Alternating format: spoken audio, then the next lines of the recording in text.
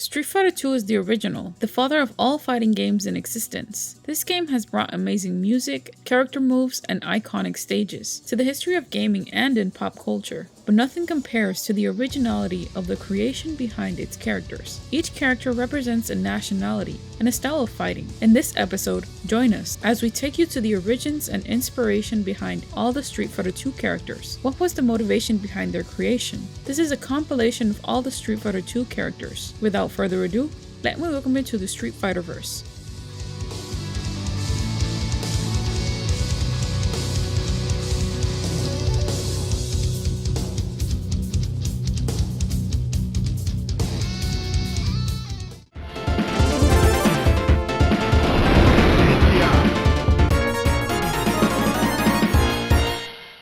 Dhalsim got his name from an Indian restaurant called Dhal's in Osaka near Capcom's office. During the development of Street Fighter 2, the early original design for Dhalsim has a striking resemblance to the Ganesha. Ganesha is also known as a Ganapati and a Vinayaka. It is one of the best known and most worshipped deities in the Hindu pantheon, although Ganesha has many attributes. He is readily identified by his elephant head. He is widely revered, more specifically, as the remover of obstacles, the patron of arts and sciences, and the diva of intellect and wisdom. A picture of Ganesha can be seen in the background of his Street Fighter 2 stage. Lead designer of the Street Fighter 2, Akira Nishitani, stated in an interview that the concept of Dhalsim's ability to stretch his limbs comes from the ripple zoom punch technique from the manga series JoJo's Bizarre Adventure. This is reconfirmed in the comment section of Dhalsim's biography and the Street Fighter X Tekken Artworks art book. Dhalsim's abilities also resemble those of an Indian fighter in the 1976 motion picture Master of the Flying Guillotine, starring Jimmy Wang Yu. Like Dhalsim, the fighter in the movie used a yoga-based fighting style and had the ability to extend his limbs to attack. Dhalsim also has the ability to breathe fire in various ways. In earlier releases, Capcom USA claimed that Dhalsim's ability to breathe fire came from his consumption of curry, but Capcom of Japan changed this to a blessing from Agni, Hindu god of fire, and a later English manual of Super Street Fighter 2 for the Super Nintendo states that the flames stem from his mastery over fully unleashing his Latin Kundalini energies in his training. Kundalini is described as a sleeping, dormant potential force in the human organism.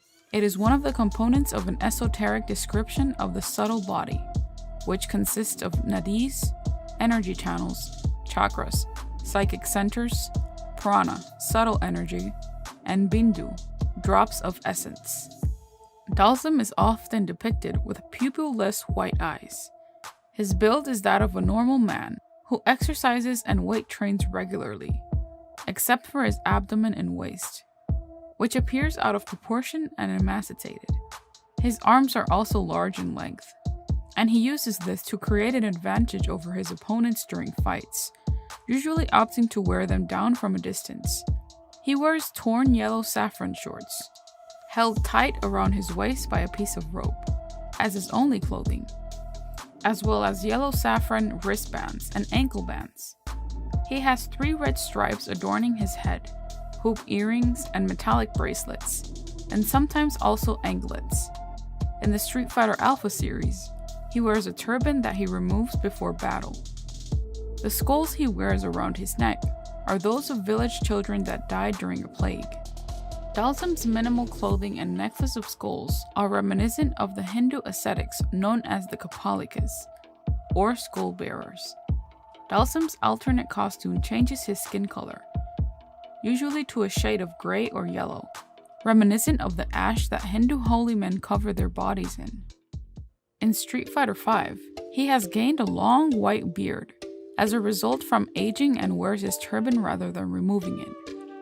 Dhalsim is quite stoic, serious, self-disciplined, humble, and also very stern when needed.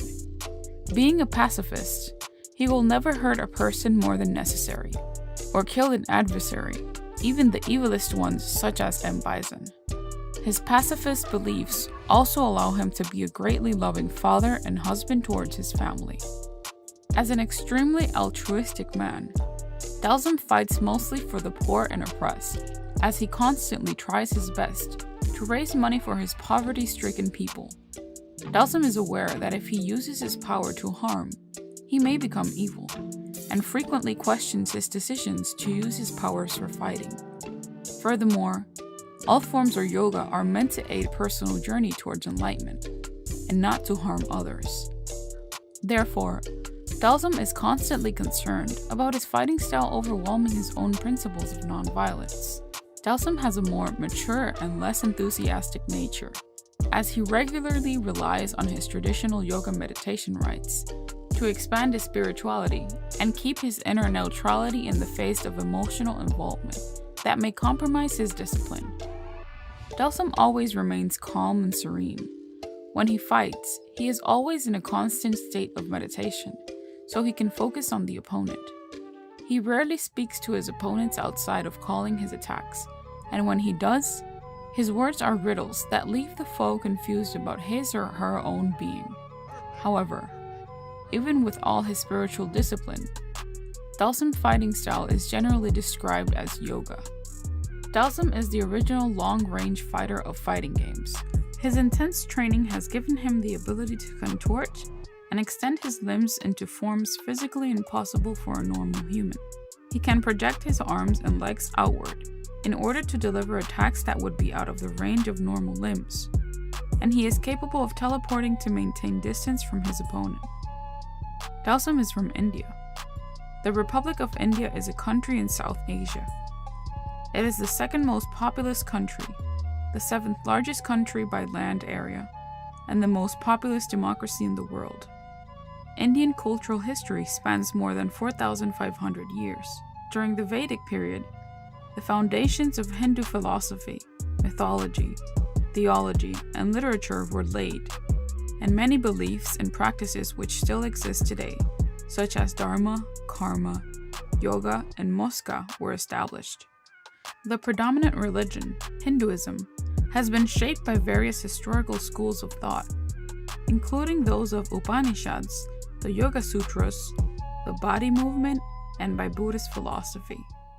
Hinduism is a diverse system of thought, marked by a range of philosophies and shared concepts, rituals, cosmological systems, pilgrimage sites, and shared textual sources that discuss theology, metaphysics, mythologies, Vedic yajna, yoga, agamic rituals, and temple building, among other topics.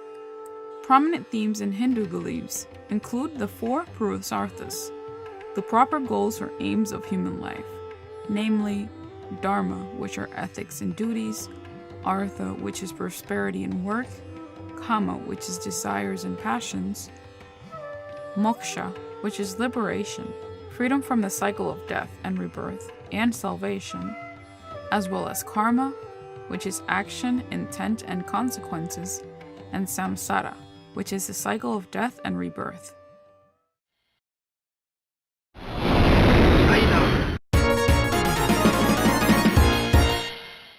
The initial concept of the creation of Chun-Li, female fighter to Street Fighter II, according to Japanese game director and character designer Akira Nishitani, is stated to be inspired by the character Tao from the anime film Armageddon Genma Wars. Harumagedon Genma Taisen is a science fiction anime movie released in 1983. The movie was based largely on Kazumasa Hirai's first 3 Genma Taisen novels. The movie was directed by Rintaro, with character designs by Katsuhiro Otomo, who is famous for having written and directed the highly acclaimed Akira film.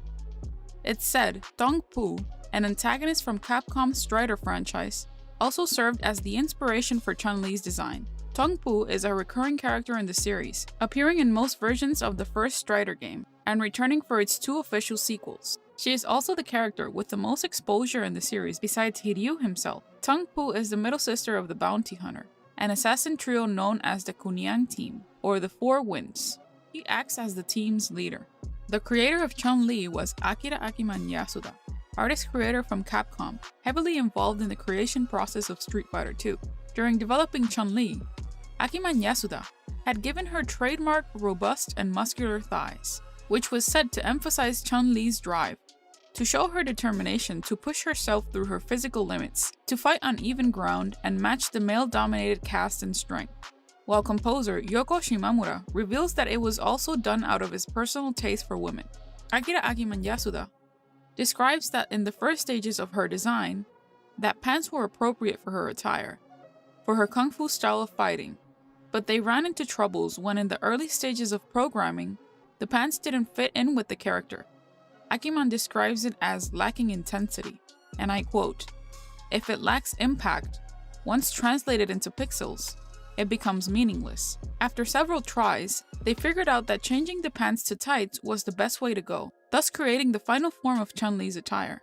Designer Eri Nakamura would later design Chun-Li's Street Fighter Alpha attire, which helped to further detail her developed upper body physique, and would be further basis for her character models in Street Fighter EX series. One of Chun-Li's moves in concept was said to be a back-flipping attack, which was well received by playtesters, since they considered the attack to be broken. This move was supposed to have made it into the final release, but was cut out due to lack of time to program it back into the game. During development of Street Fighter III: Third Strike, Yoshinori Ono witnessed the development of Chun-Li's sprite as artists began to expand the widths of her thighs, which were said to border on gigantism at times, but agreed that their thickness helped to add in greater detail to her character. Being a professional police officer and international agent of Interpol, also appears to evoke inspiration from the 1980s Charles Bronson action movie Assassination, and to the character Charlotte Cha-Li Chung, as portrayed by actress Jan Gan Boyd, who was the sidekick and on and off romantic partner of Charles's lead role, Jay Killian, as members of the Secret Service. The establishing portion of the movie shows Charlotte in a traditional blue shibao in a scene with Jay. Chun-Li's name is Mandarin for Spring Beauty. It is properly romanized as Chun-Li in Pinyin, and pronounced Xuan-Li, despite Westerners commonly pronouncing it as Shun-Li. The Japanese rendering of the name is Shunrei. Personality-wise, Chun-Li is a resourceful and dedicated officer of the law, with a strong sense of justice, that rivals that of her father Inspector Dorai, as she is a strong believer of protecting the innocent and saving the lives of others. Chun-Li is a highly disciplined, seasoned, and courageous woman, and is on numerous occasions the voice of reason in many of the scenarios within the Street Fighter universe. As an Interpol officer, she takes her work as a cop with pride, showing content at what she does when she saves lives. Outside of her duties as an Interpol officer, she has an elegant, sweet, and feminine personality. Interpol is an intergovernmental organization, facilitating international police cooperation. Their work focuses primarily on public safety and battling crimes that take place around the world. Chun-Li, however, is not without her flaws, as she is known to be very competitive with criminals in Street Fighter media, and does not take kindly to those who insult her pride as a cop. There are also times when she is shown to have a fairly dense side to her personality, like for example in her ending of Super Gem Fighter Minimix. As pointed out by Nash and Guile, Chun-Li tends to let her emotions get the best of her while on duty. This has at least on one occasion almost caused her demise at the hands of M.Bison. As shown in her story mode and in A Shadow Falls, Chun-Li has been told this and she has promised not to do it again, although it keeps happening. Because of her devotion to justice, she often becomes allies and friends with other soldiers and cops. Additionally, she has shown great resilience and determination in pursuing intense crime organizations, such as Shadow Lu. Originally called Shadow Law, the Shadow Lu is a very powerful and deadly criminal organization that is responsible for dealing biochemical drugs and arms run by M.Bison. In her Street Fighter V arcade ending, a surprising trait was revealed, that Chun-Li is inept at cooking, averting her usual femininity like Lucia, but not to the point when the food becomes humorously bad, like the latter. To the point of burning her food while following cooking instruction, and Li Fen having to take over with what remains of the ingredients. Chun-Li displays her kind and caring, almost motherly traits in her Street Fighter III: Third Strike arcade ending. After rescuing Li Fen, she goes on to teach Kung Fu to children. Chun-Li was inspired by all the people she met on her journeys, and has made it her new goal to teach her new students about strength and beauty, as well as to help shape their future. Throughout the years of Chun-Li's existence, she has been portrayed by voice actors and movie actresses alike. In real-life acting, the portrayal of Chun-Li we have is actress Ming-Na Wen. Ming-Wen is recognized in multiple movies and series, such as Street Fighter. She has been known as Melinda May from the ABC series Agents of S.H.I.E.L.D., and most recently her role as Fennec Shand from the highly acclaimed Mandalorian series in Disney+. She is also in the animated series of The Bad Batch and the upcoming series The Book of Boba Fett. Next actress is Christina Lara Crook, Canadian actress. Debuting on teen drama Edgemont, she became most known for her roles as Lana Lang in the superhero television series Smallville and Chun-Li in Street Fighter: The Legend of Chun-Li. Other actresses include Gemma Nguyen. Gemma Nguyen is known for her work on The Jungle Book, Phantom Breaker, Battlegrounds, and Street Fighter independent movie shorts made by Rogue Origin Films on YouTube. I recommend checking them out. Let's start with Chun-Li's voice actress, such as Donya Yamamoto. I am the strongest woman in the world! She was the voice of Chun-Li in Street Fighter animated series in 1995. Next actress, Miki Fujitani. She was the voice in the Street Fighter 2 the animated movie. Yumitoma. She plays Chun-Li's voice role in the Street Fighter Alpha the movie. Leah Sargent. Hi, I'm Chun-Li. Are you ready to go on the grand tour? Voice actress for the Street Fighter Alpha the movie, Street Fighter 2 the animated movie, and Street Fighter 2 V. Next actress, Yuko Miyamura. Voice actress of the Street Fighter Alpha series, Super Puzzle Fighter 2 Turbo, X-Men vs. Street Fighter EX series, Marvel Superheroes vs. Street Fighter, Pocket Fighter, Marvel vs. Capcom 1 and 2. Actress Atsuko Tanaka. Voice actress of Namco Capcom, Street Fighter 3 Third Strike, Capcom Fighting Evolution, Michiko Neya.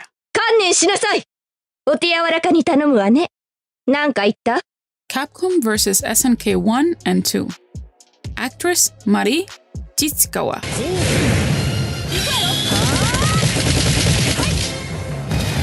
Voice actor in SNK vs. Capcom and SVC Chaos. Actress Fumiko Orikasa. Actress of Tatsunoko vs. Capcom, Street Fighter 4 and 5, Marvel vs. Capcom 3, Street Fighter Tekken, Project X Zone 1 and 2. Next actress is Laura Bailey. Want to see my kung fu?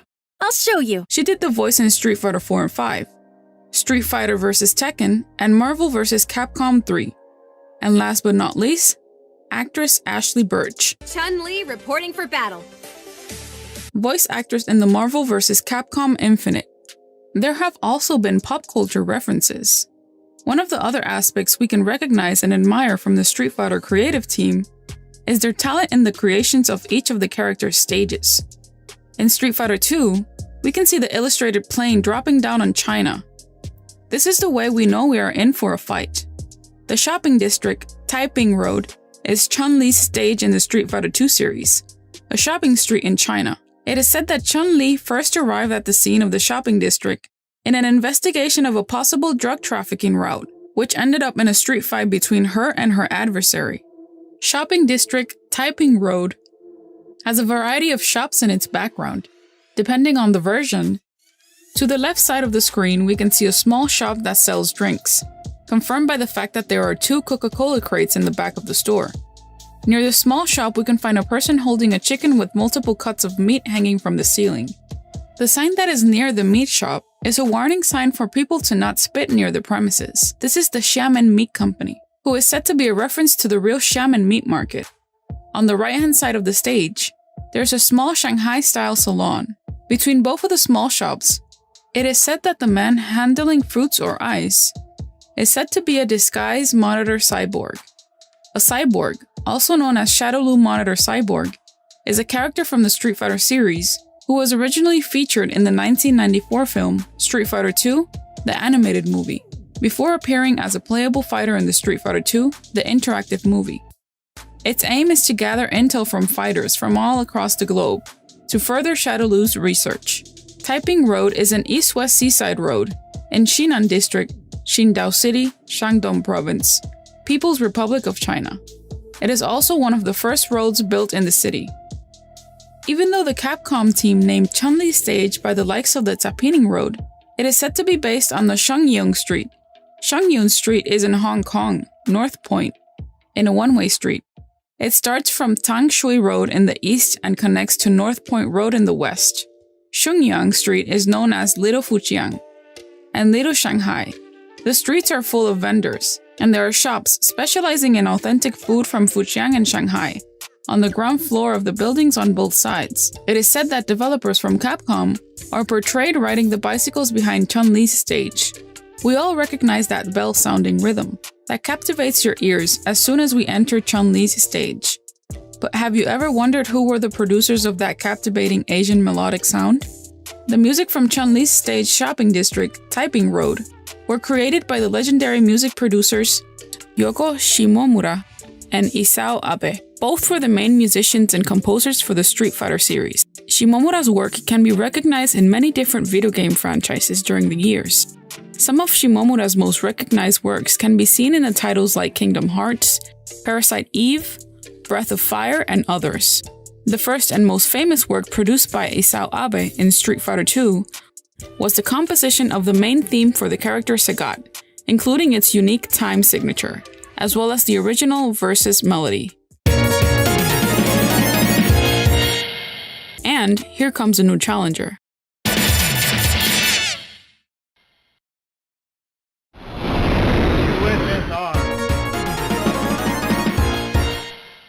Zangief is known as the Red Cyclone, who is a professional wrestler from the former Union of Soviet Socialist Republics, known as Russia today. He is known for being a large but slow Street Fighter character, standing around 7 feet tall and weighing around 400 pounds. Zangief's style and design has a beard and a mohawk, with hair on its torso and shins. He wears red boots with gold trims. Later in the Street Fighter Alpha 2 series, Zangief was given a red cloak, in which he would take off before his fights. This cloak was accepted as part of his attire in the 1994 Street Fighter II animated movie, and in the Street Fighter Alpha, the movie. He carries the scars from multiple wrestling bouts with Usuri Brown Bears and Kamchka Brown Bears. Zangief was part of the original lineup in the Street Fighter II, The World Warrior, which came out in 1991. The initial roster of the Street Fighter II series included characters like Chun-Li, Ryu, and Ken. Zangief is portrayed as a Russian patriot, proud of his massive muscular build and strength. Even though he may look a strong character from the outside, according to the Street Fighter II Special Championship Edition, Zangief is described as good-natured, with a great sense of humor and totally fearless. In Zangief's interests, he enjoys Cossack dancing and eating borscht, which is a soup made with beets. The initial concept of Zangief was designed by Akira Akiman Yasuda from the Capcom game development team. Zangief's prototype name was sketched as Vodka Gobalski. His appearance was influenced heavily on professional wrestlers from the late 1980s and 1990s. Two of the most noticeable and respected wrestling figures by the names of Viktor Zangief and Ivan the Russian Bear Koloff. Viktor Zangief was born on May 26, 1962 in Kazakh Soviet Specialist Republic, part of the Soviet Union. He was a retired Soviet and Russian freestyle wrestler of Ossetian origin who wrestled professionally in Japan, where he became recognized by his wrestling career and was the inspiration for the creation of the Red Cyclone himself. In October 1994, he left UWFI and retired from professional wrestling. Another great inspiration for the creation of Zangief was Ivan Koloff, the Russian Bear. Ivan Koloff, born Oriol Donald Berras, was a Canadian professional wrestler, best known as the first Canadian wrestler to hold the WWF World Heavyweight Championship. Berras was born in Montreal, Quebec, Canada. In his early career, Ivan Koloff debuted as an Irish rogue villain character named Red McNulty, built from Dublin, Ireland, and wrestling with an eye patch. He debuted as the Russian Bear in 1967, a bearded villainous character built from Ukraine. His final match was against Bob Armstrong, in which Armstrong won on November 16, 2013, at Superstars of Wrestling 1 in Rome, Georgia. This was his last match after his passing on February 18, 2017. Both Zangief and Koloff legacy will live on for many years. I'm so glad that the Capcom team found inspiration in these wrestlers for their main character storyline. I can appreciate the details and time the Capcom team dedicated to create the Red Cyclone. USA! The original concept of Ken Masters is said to be made by Shuei Okano and Akira Yasuda. In the initial designs of Ken Masters, Akira Yasuda uses Beni Urquides from the Shikakui Jungle appearance as the layout for Ken Masters. The Shikakui Jungle manga was written by Iki Kajiwara. Kajiwara was a Japanese author, manga writer, and film producer. He is also responsible for the creation of Karate Baka Ichidai, which translated means Karate Master, where Ryu and Sagat origins are from. Karate Master is a Japanese manga drawn by Jiro Tsunoda and Joya Kagemaru, with the story written by Iki Kajiwara. The story was inspired by the life of the real-life martial artist Mas Oyama. Part of Ken's creation was also inspired by a real-life karate world champion named Joe Louis. Jay Lewis was an American kickboxer, point karate fighter, and actor. As a fighter, Lewis gained fame for his matches in the 1960s and 1970s. He has twice been voted the greatest fighter in karate history, having won innumerable karate tournaments, and has attained the titles of United States Heavyweight Kickboxing Champion, World Heavyweight Full Contact Karate Champion, and United States National Black Belt Kata Champion. Like Ken, Lewis was a blonde American who trained in a traditional style in Japan, then went back to the US to become a famous champion. Lewis also founded Full Contact Karate and became a world champion at that as well. In addition to his similar looks, Lewis was also known, as were many American karate fighters of his time, for using colored karate uniforms, including a red one. Lewis notably appeared on the cover of Combat magazine, dressed in red with a black belt. He challenged traditional karate ways and modified much of his original Shorin-ryu style, similar to Ken's modifications that distinguish him from Ryu, a traditional fighter. It is one of the major modern Okinawan martial arts and is one of the oldest styles of karate. It was named by Shoshin Shibana in 1933, but the system itself is much older. Apparently, when Ken was about 12 years old, his father, a rich hotel tycoon owner, thought that his son needed to learn about discipline, or his son would become a spoiled brat all of his life and try to leech onto the master's family fortune. In order to do so, the elder masters sent Ken to Japan to train under his best friend, the mysterious karate master Goken.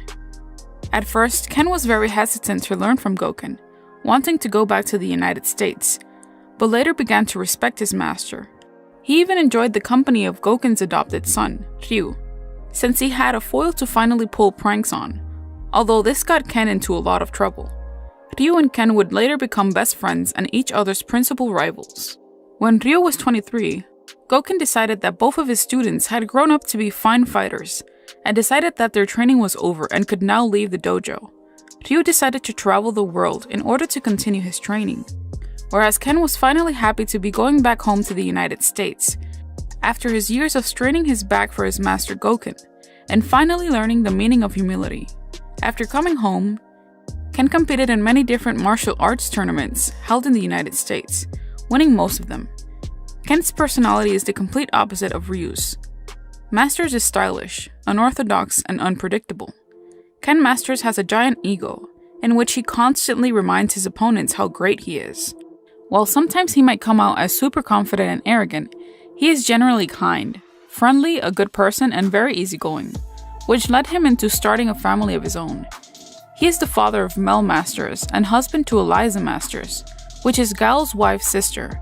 He never backs down from a fight, no matter how difficult it looks.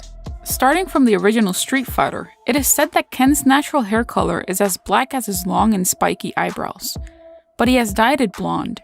In the original Street Fighter, Ken fought barefoot and wore yellow armbands without gloves, unlike his rival Ryu, who originally wore red slippers with sparring gloves and began fighting barefooted in subsequent games. Ken is most easily recognized by wearing different sparring gloves that are either the color of his blonde hair or red. Ken wears brown gloves in most other appearances. Ken wears a red sleeveless karate-gi, with a black belt with neatly torn off sleeves, similar to Ryu's, and it is usually seen in better shape than Ryu's, except for in the Street Fighter 3 series. since he can easily afford to keep up and/or own spares. Capcom has officially stated that a red karate-gi was chosen to stand out and to reflect his more flashy style of fighting. For Street Fighter 3, Ken was supposed to be given new techniques, but the staff refrained from it as they found him overpowered. By the time of Street Fighter 5, Ken's appearance has undergone the first major design change in the character's history. Ken's G-top now hangs around his waist, and he wears a black V-neck training shirt with several red linings in its place. He sports black sparring gloves and has his hair tied back in a top knot instead of hanging loose, which was grown into medium length after the events of Street Fighter 3 series, and now wears black ankle wraps with red linings instead of barefoot. For this game, Capcom wanted to differentiate these two characters' moves, since they have been seen as clones. He added, "Ken's more of the hothead. He's the one that's going to rush you down and be in your face. So his V-skill is a run move that can be used to constantly pressure your opponent." Ken was originally named after Street Fighter planner Hiroshi Matsumoto. Hiroshi is a Japanese game director, producer, and sound designer, one of the men who is credited for having created the Fatal Fury and Art of Fighting series. Hiroshi changed Ken's name to Mean Fist instead during his development. He gained his last name when toy company Hasbro got the license to add the characters from Street Fighter 2 to their G.I. Joe toy line. It is widely believed, though never confirmed, that the name was given to avoid copyright confusion with the character of the same name from Mattel's Barbie toy line, Ken. If there is one thing we love about Ken Masters, it's his 1980s Metal Glory Days inspired music. As soon as the round starts, the melodic tone prepares you for battle. But do you ever wonder who created this epic nostalgic melody that we all grew to cherish and love?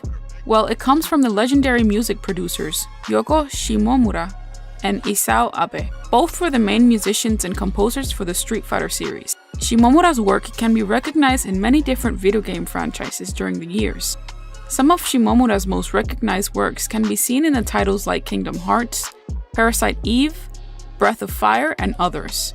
The first and most famous work produced by Isao Abe in Street Fighter 2 was the composition of the main theme for the character Sagat, including its unique time signature, as well as the original versus melody.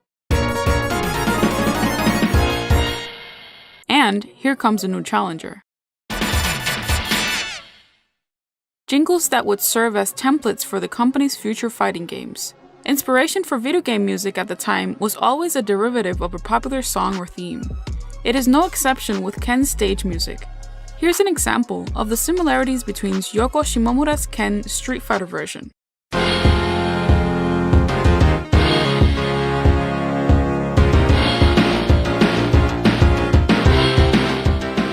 Now, let us hear the version from Cheap Trick Mighty Wings from the Top Gun movie soundtrack.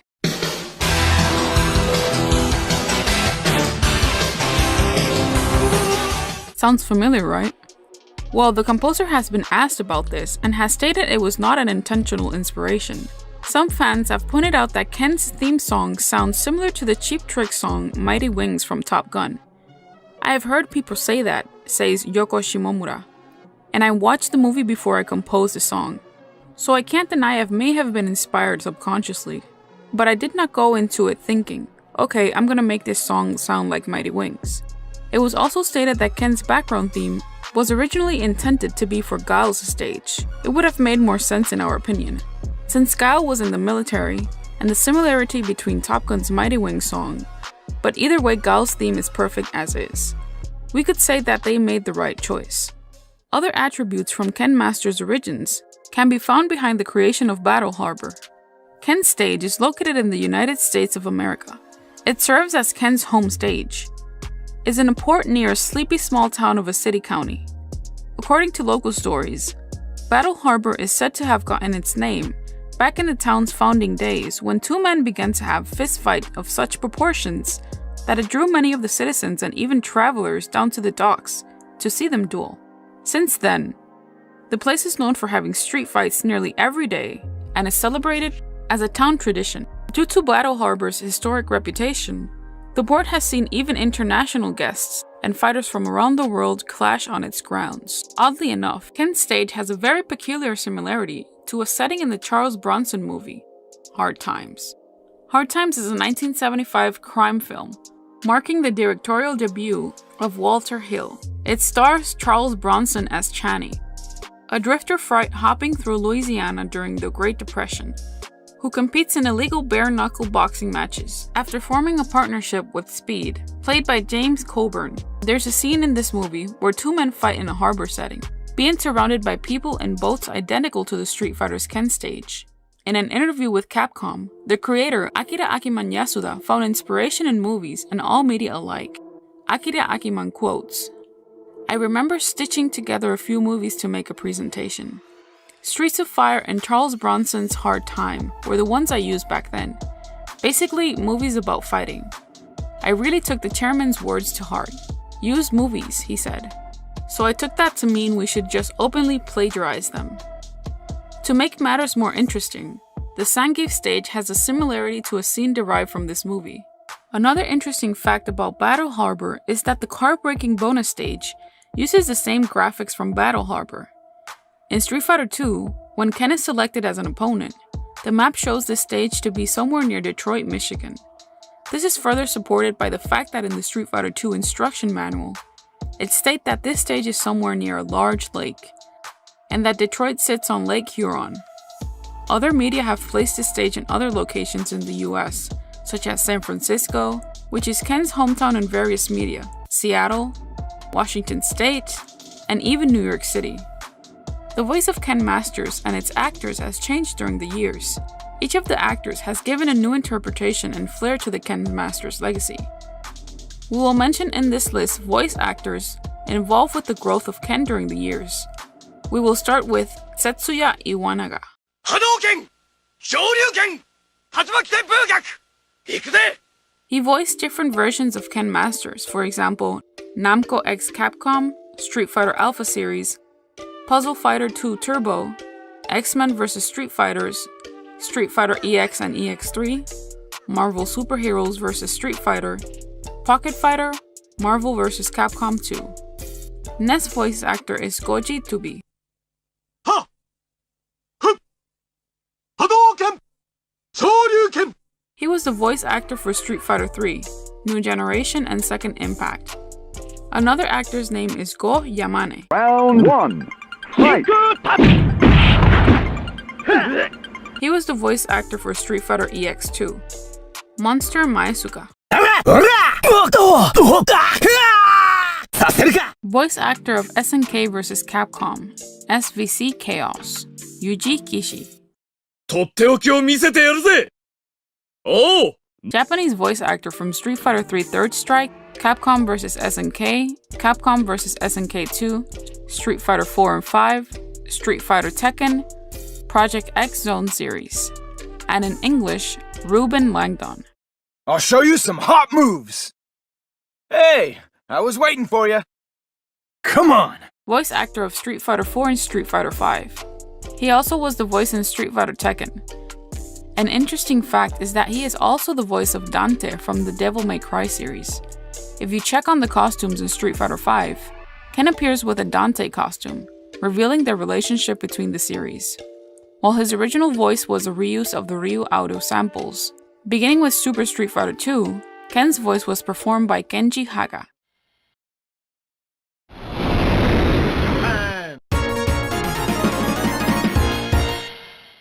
E. Honda, also known as Edmund Honda, is one of the main characters from the Street Fighter 2 video game. Designed by Akira Yasuda, the character was initially named Sumo. As his initial name implies, Honda is meant to have above average strength, but below average speed. A very heavy muscular Japanese man weighing around 300 pounds and 6 feet tall, seemingly in his late 30s to early 40s. The developers intended for the character to be popular in Japan, but to also make Japanese fighting styles appeal to foreigners. Honda's Shikona, which is the name they gave sumo wrestlers in Japan, is mentioned as Fujinoyama, referring to the Fuji mountain of Japan. He wears his black hair in a chongmage, which is a traditional Japanese top-knot haircut worn by men. E. Honda dresses in a blue and white striped yukata, which is an unlined summer kimono used in bathhouses. The upper half of the yukata is folded down over the belt to leave his upper body exposed. Honda's signature move is the 100 violent sumo hands, commonly referred to as the 100 hand slap. His face is painted in the kumadori style of makeup, used in kabuki. The kumadori style of makeup generally consists of brightly colored stripes, or patterns over a white foundation. The colors and patterns symbolizing aspects of the character. Only a few colors are used in the kumadori makeup: red, blue, brown, and black. While this black is simply used to exaggerate features, such as eyebrows and the line of the mouth, the other colors are used to tell the audience about the character's nature. The red kumadori indicates a powerful hero role, often a character with virtue and courage.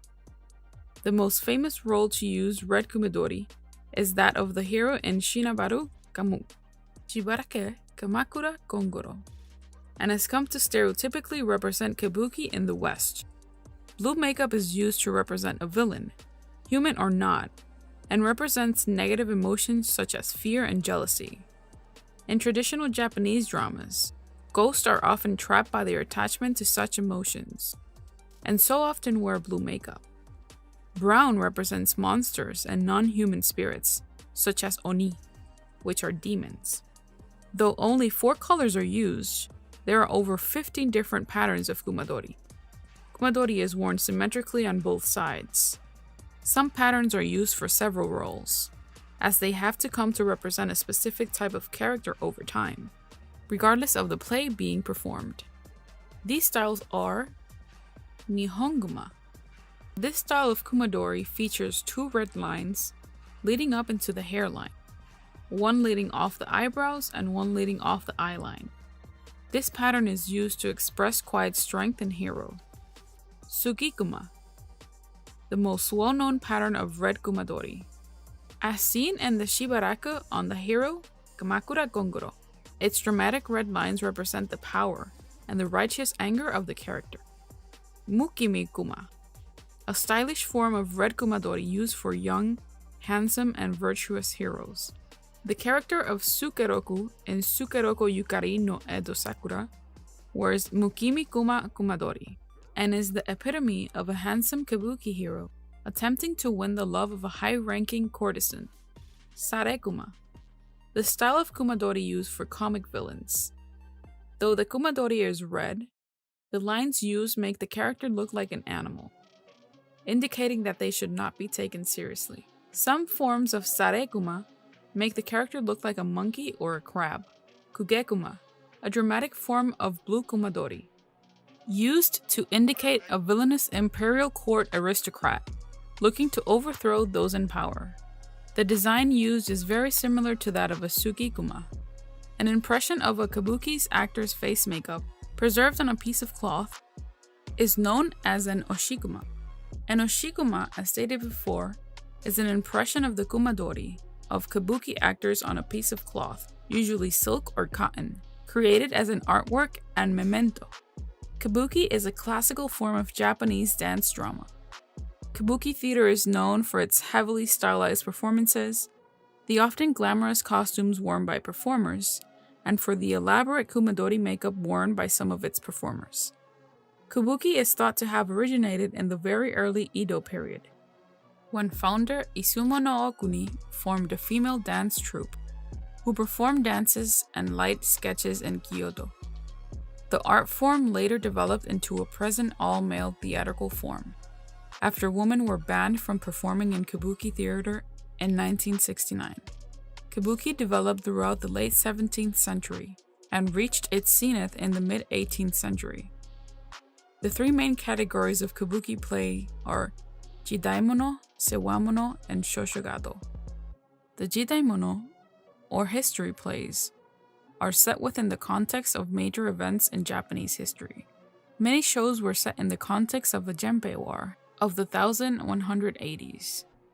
The Namboku Cho Wars from the 1330s, or other historical events. Unlike Jidaimono, which is generally focused upon the samurai class, Sewamono focused primarily upon commoners, namely townspeople and peasants. often referred to as domestic plays in English. Sawamono is generally related to themes of family drama and romance. Kabuki pieces place their emphasis on dance, which may be performed with or without dialogue, where dance can be used to convey emotion, character, and plot. Every kabuki actor has a stage name, which is different from the name they were born with. These stage names, most often those of the actor's father, grandfather, or teacher, are passed down between generations of actors' lineages and hold a great honor and importance. Important elements of kabuki include the mi, in which the actor holds a picturesque pose to establish his character. At this point, his house name is sometimes heard in loud shout from an expert audience member, serving both to express and enhance the audience appreciation of the actor's achievement. Emotions are also expressed through the colors of the costumes, a key element in kabuki. Gaudy and strong colors can convey foolish or joyful emotions, whereas severe or muted colors convey seriousness and focus. In this episode of the Street Fighterverse, we talked about Edmund Honda and shared his brief biography. We learned about the painting in E. Honda's face and what it was used for, which were the kumadori and the kabuki. Edmund Honda reflects Japan's pride in sharing with the rest of the world a small insight of their culture through an outstanding Street Fighter character. USA!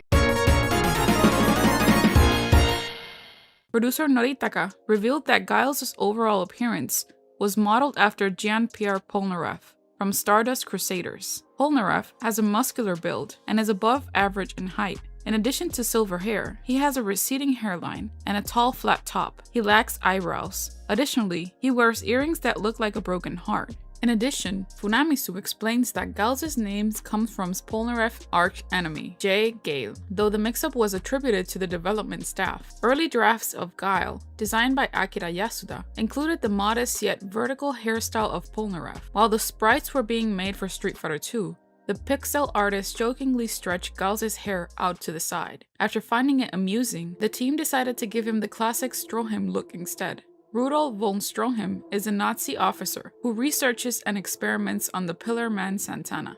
Guile's iconic sonic boom was called the Divine Sandstorm during the development of Street Fighter II. Developer comments indicate that this might be a reference to the character Wamu, who also uses an attack with the same name.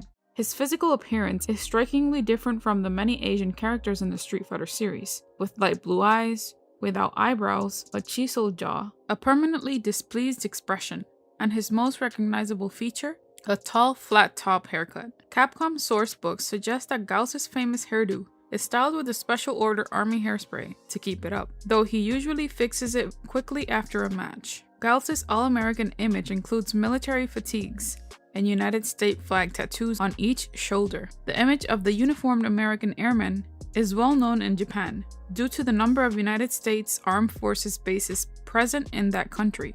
Guile wears Charles' dog tag alongside his own. The voice of Guile and its actors have changed over the years. Each of the actors have given a new interpretation to Flair Guiles' legacy. In this list we will mention voice actors in English only and live-action movies. First of Michael Donovan. I'm just getting warmed up! From the Street Fighter animated series. Second, Kirk Thornton. What the devil's going on in there? From Street Fighter II, the animated movie, Rob Mungle. Hadn't you ought to be doing your homework or studying? Jesse Kuntz. From Street Fighter Motion Comics, Travis Willingham. I'll clean up this mess. From Street Fighter IV, Street Fighter Tekken, Street Fighter V, and one of the most legendary actors of all time to play Guile. Jean-Claude Van Damme is a Belgian actor, martial artist, filmmaker, and fight choreographer. If there is one thing we love about Guile, it's his American military patriot music. As soon as the round starts, the heroic melodies prepare you for battle. But did you ever wonder who created this nostalgic melody that we all grew to cherish and love? It comes from the legendary music producer, Yoko Shimomura. She was one of the main musical composers for the Street Fighter II series. Shimomura's work can be recognized in many different video game franchises during the years. Some of Shimomura's most recognized works can be seen in titles like Kingdom Hearts, Parasite Eve, Breath of Fire, and others. As a fun fact, it is stated that Ken's background theme was originally intended to be for Guile's stage, Inspiration for video game music at the time was always a derivative of a popular song or theme. It is no exception with Gal's stage music. Here's an example of the similarities between Yoko Shimomura's Gal's Street Fighter version.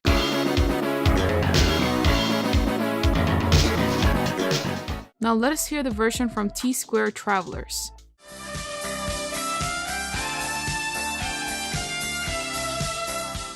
Gal's stage is one of the most iconic stages in the Street Fighter franchise.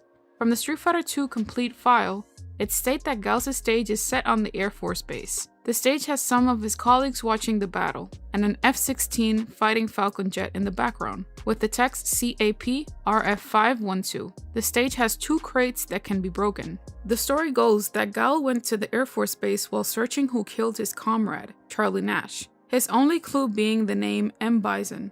In the base, someone challenges him for a fight, in exchange for information. In Street Fighter V, the Air Force Base appears as Gal's stage, being somewhat of a replica of the Super Street Fighter II version, now featuring an F-18. One of the most important moves by Gal is his Sonic Boom and his Flash Kick. Executed by charging downward, then pressing upward and kicking, the user performs a backflip, kicking his opponent harshly as he does.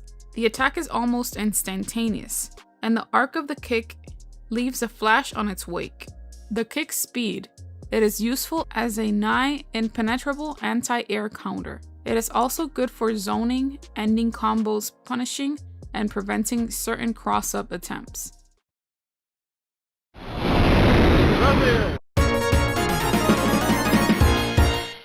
Blanka's initial ideas were made by Akira Yasuda, very popular Street Fighter designer, who was involved with the initial character creations in the Street Fighter franchise.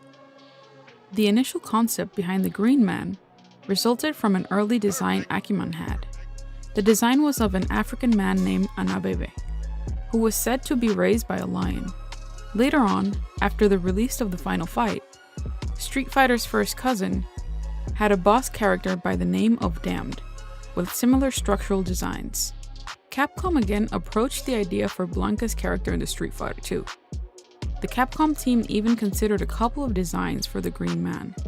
They even included the idea of a masked wrestler, modeled after Tiger Mask, a Japanese manga series written by Iki Kajiwara and illustrated by Naoki Tsuji.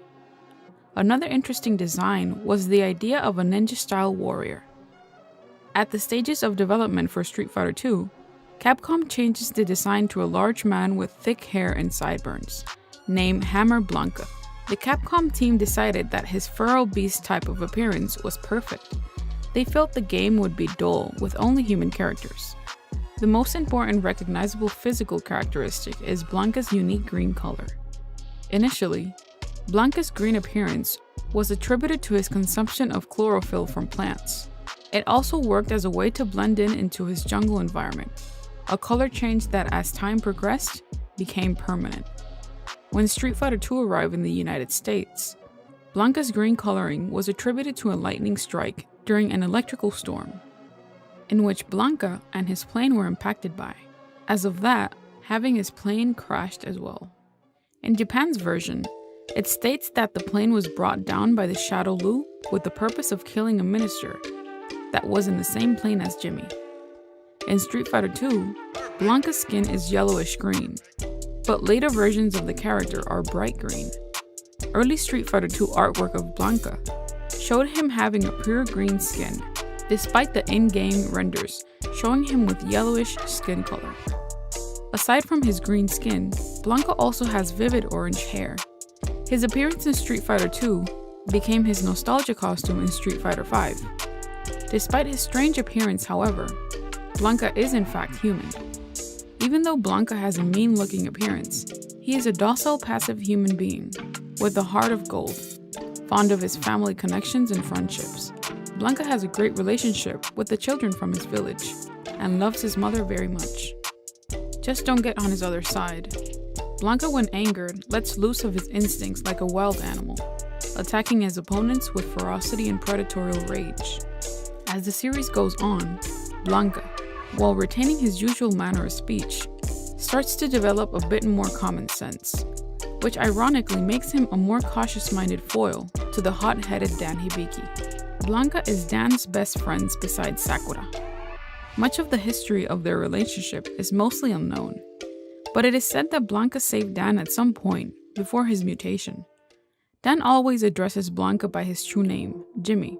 Blanka is also good friends with Sakura. Blanka, Dan, and Sakura had appeared in Street Fighter prologues and endings together.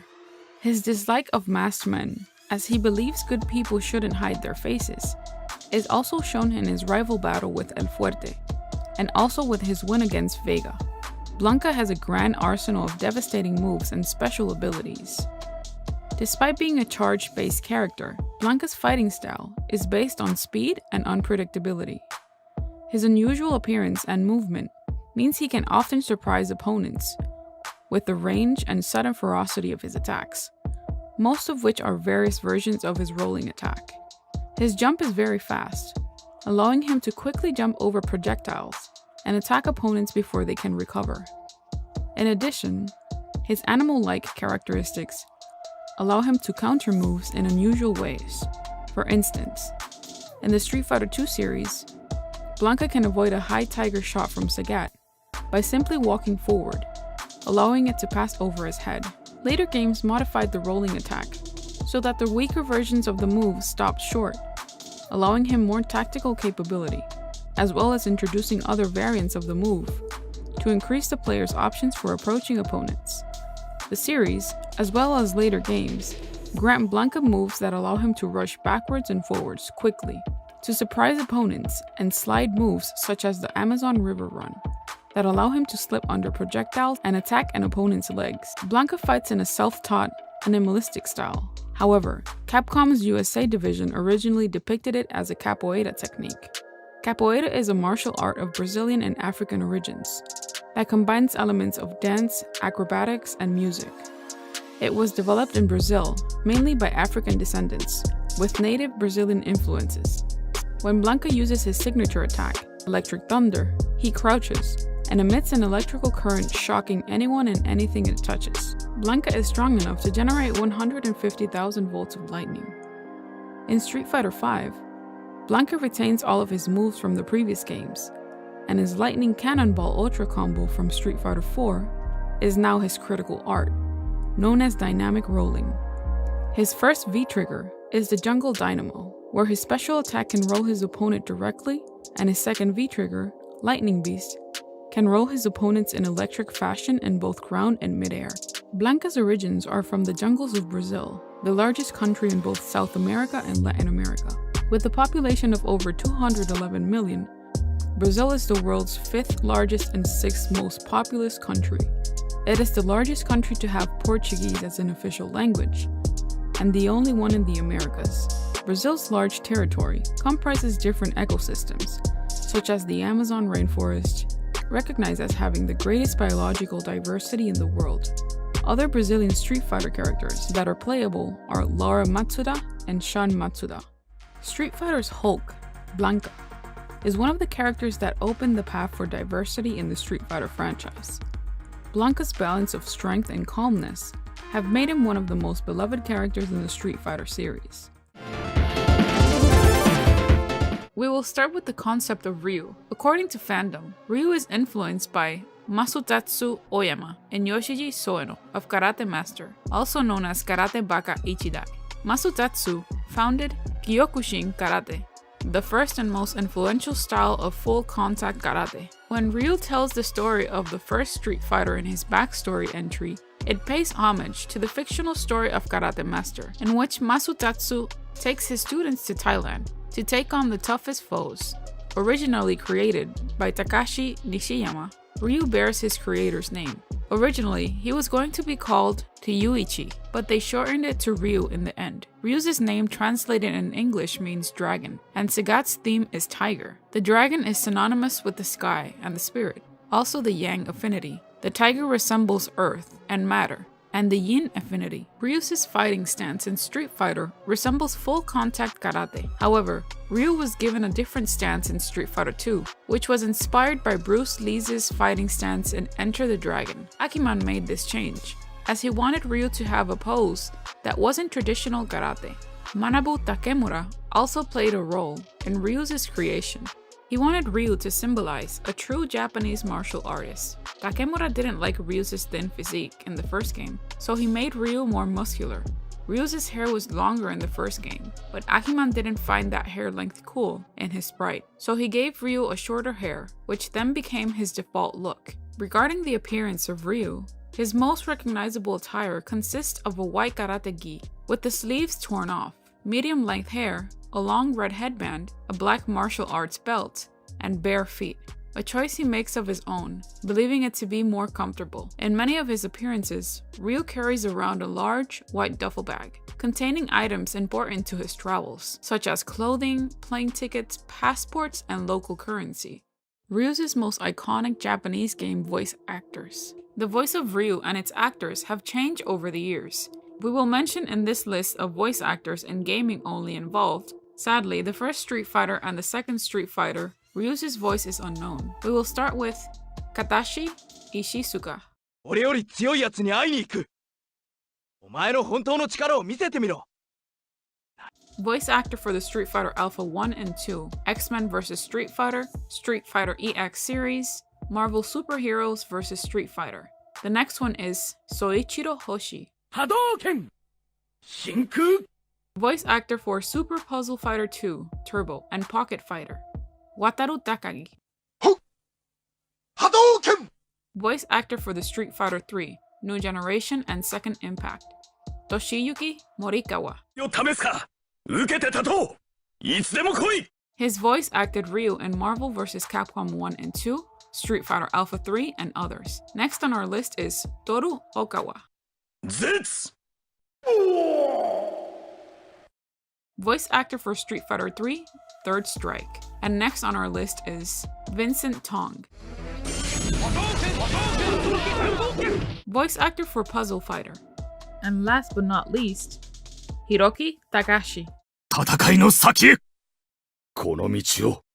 He voiced in Street Fighter 4 and 5, Marvel vs. Capcom 3, Asura's Wrath, Street Fighter Tekken, Project X Zone 1 and 2, and Super Smash Bros.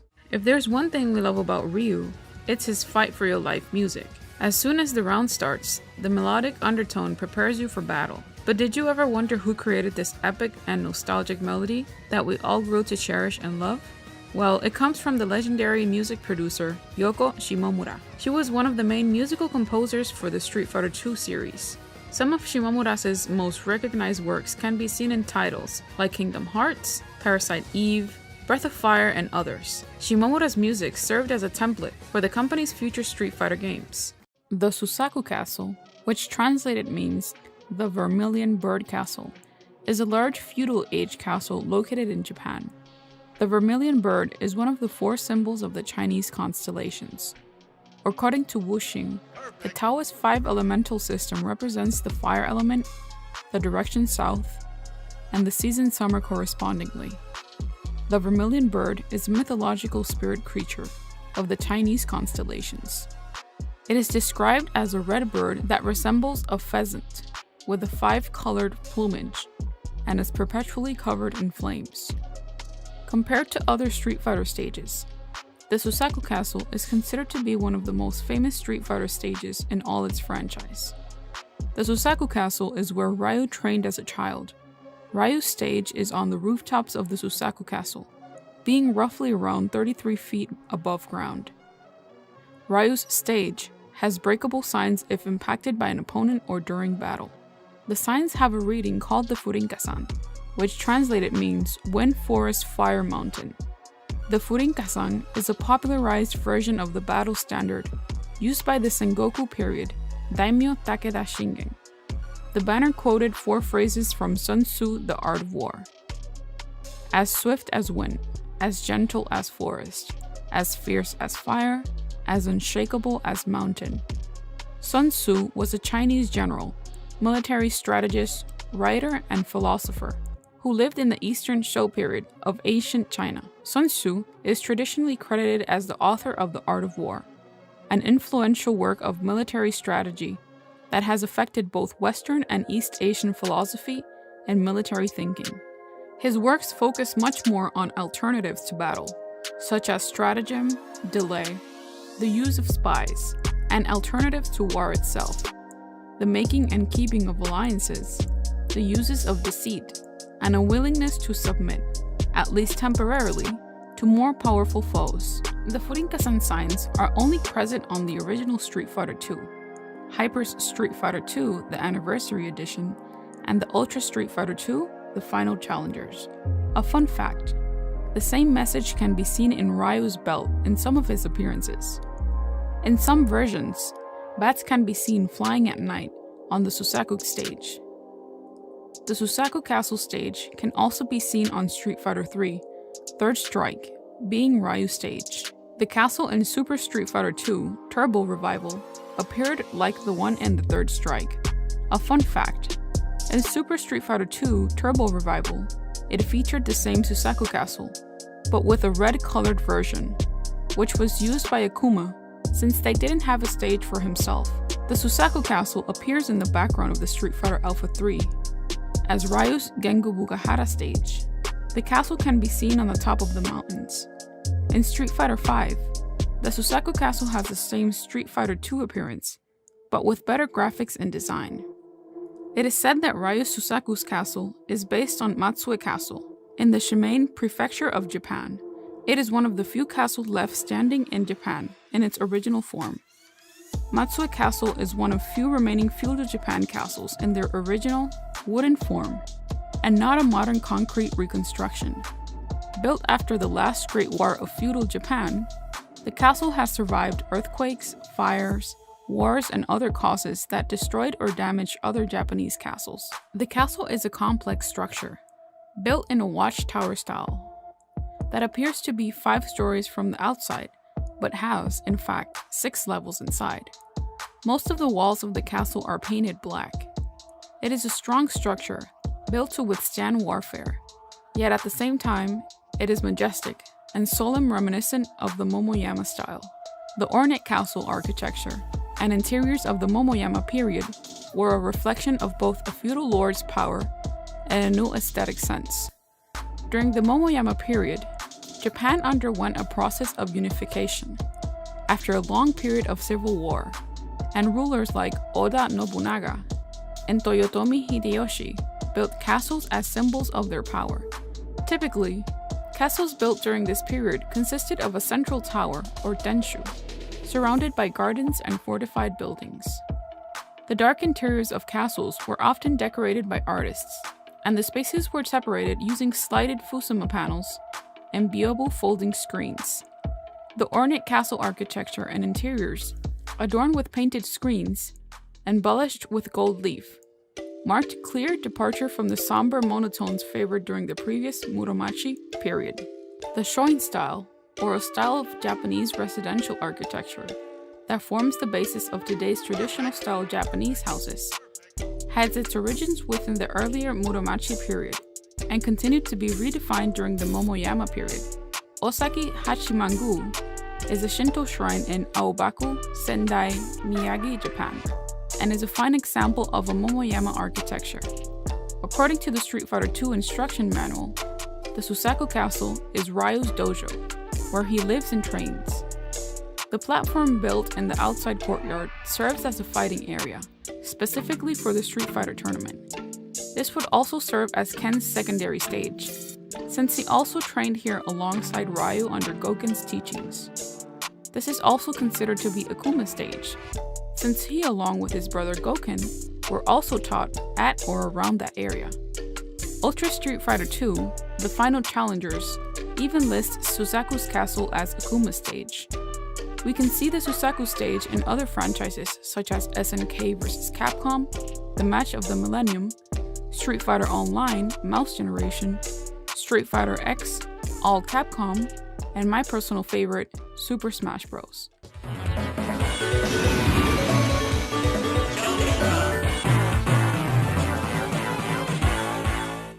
As stated by Fandom, Dee Jay was conceived by American designer James Goddard, and he is the only character in the mainline series to be conceived by an American. While Super Street Fighter II was going to feature Cammy, T.Hawk, and 2 brothers who had the same design save for a head swap, Goddard felt that it would be redundant to have another pair of characters with the same fighting style, As a result, Capcom added Dee Jay in place of one of the brothers, while the other evolved into Fei Long. The Japanese team asked Goddard for any more ideas for Dee Jay, which Goddard replied by suggesting kickboxer Billy Blanks. He commented that a really kick-ass black character would be awesome, instead of someone who was more negative, which is what you tended to see from the Japanese back in those days. In spite of the fact that Blanks played a villain in the film which he saw him in, The King of the Kickboxers, he began designing Dee Jay by drawing a sketch of him and sending it to the Japanese team. He sent the film The King of Kickboxers by copying a VHS tape and sending it through FedEx. He designed him as a positive, fun character, implementing elements such as him being Jamaican, a fun-loving guy,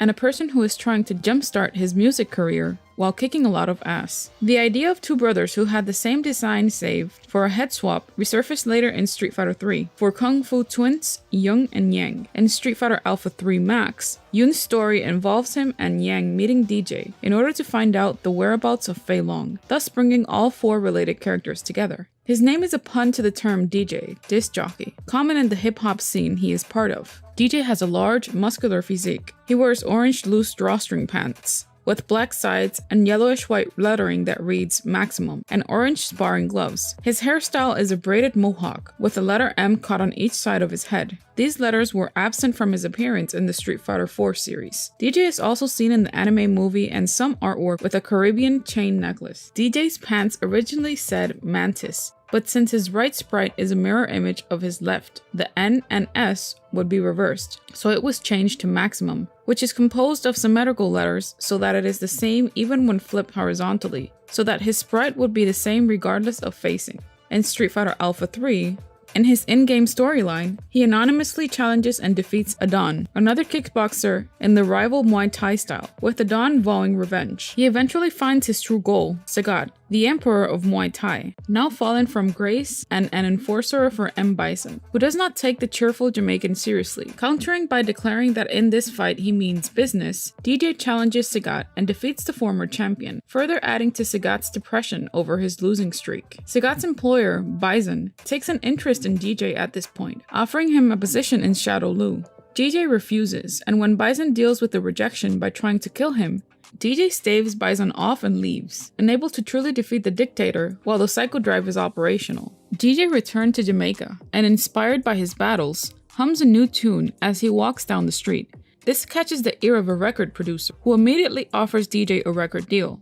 In Super Street Fighter 2, now a major music sensation, Dee Jay enters the Second World Warrior Tournament to find some new rhythm for his next album. Though how far he gets in the tournament is unknown, he finds the rhythm he seeks, and his new record is a smash hit. In Super Street Fighter 4, Dee Jay's story role is minimal. Feeling restless, he takes a break from his music to test his fighting skill by participating in SIN tournament. Soon, footage of him fighting one of the Seth dolls is broadcast around the world. At some point, he encounters and fights Rufus, apparently because he believes the latter has an interesting rhythm in his voice and belly. In Street Fighter V, during the events of the game, Dee Jay is traveling the world to record a new album. He recently appeared on the promos in Street Fighter VI Metro City Shots. Dee Jay fights using kickboxing, a popular martial art in most of the world. Dee Jay, however, sees it as a form of dancing. In Street Fighter II V Retsuden, Dee Jay's full name is given as Donald Jackson. Mexico. T.Hawk is one of the tallest characters in the Street Fighter universe, standing around 7.7 feet high, next to Sagat, Abigail, and Hugo. He has strong arms and legs, which can attack and create great damage to any opponent. T.Hawk has his face painted in a traditional native Indian battle style. He wears a denim vest and pants, iron bracers entirely covering both forearms, thin steel armbands around his biceps, a cowboy-style brown leather belt, with a buckle and metal decorative tokens. He also wears moccasin shoes, or boots, and a blue and white triangular patterned headband, with a pair of white eagle feathers. One of them is red at its end tip, etched diagonally upwards from it. The accessories that T.Hawk wears in his head are a remembrance of his father, Arroyo Hawk. His father was the leader of the Thunderfoot tribe. The Thunderfoot are from Mexico. When T.Hawk was young, the Thunderfoot tribe was forced to move out of their land by the Shadow Lu. Members of the Thunderfoot fought against the Shadow Lu, but unfortunately lost their lives in the process, including Arroyo Hawk, who died by the hands of M.Bison. T.Hawk resides in the Monte Alban plains near Mexico.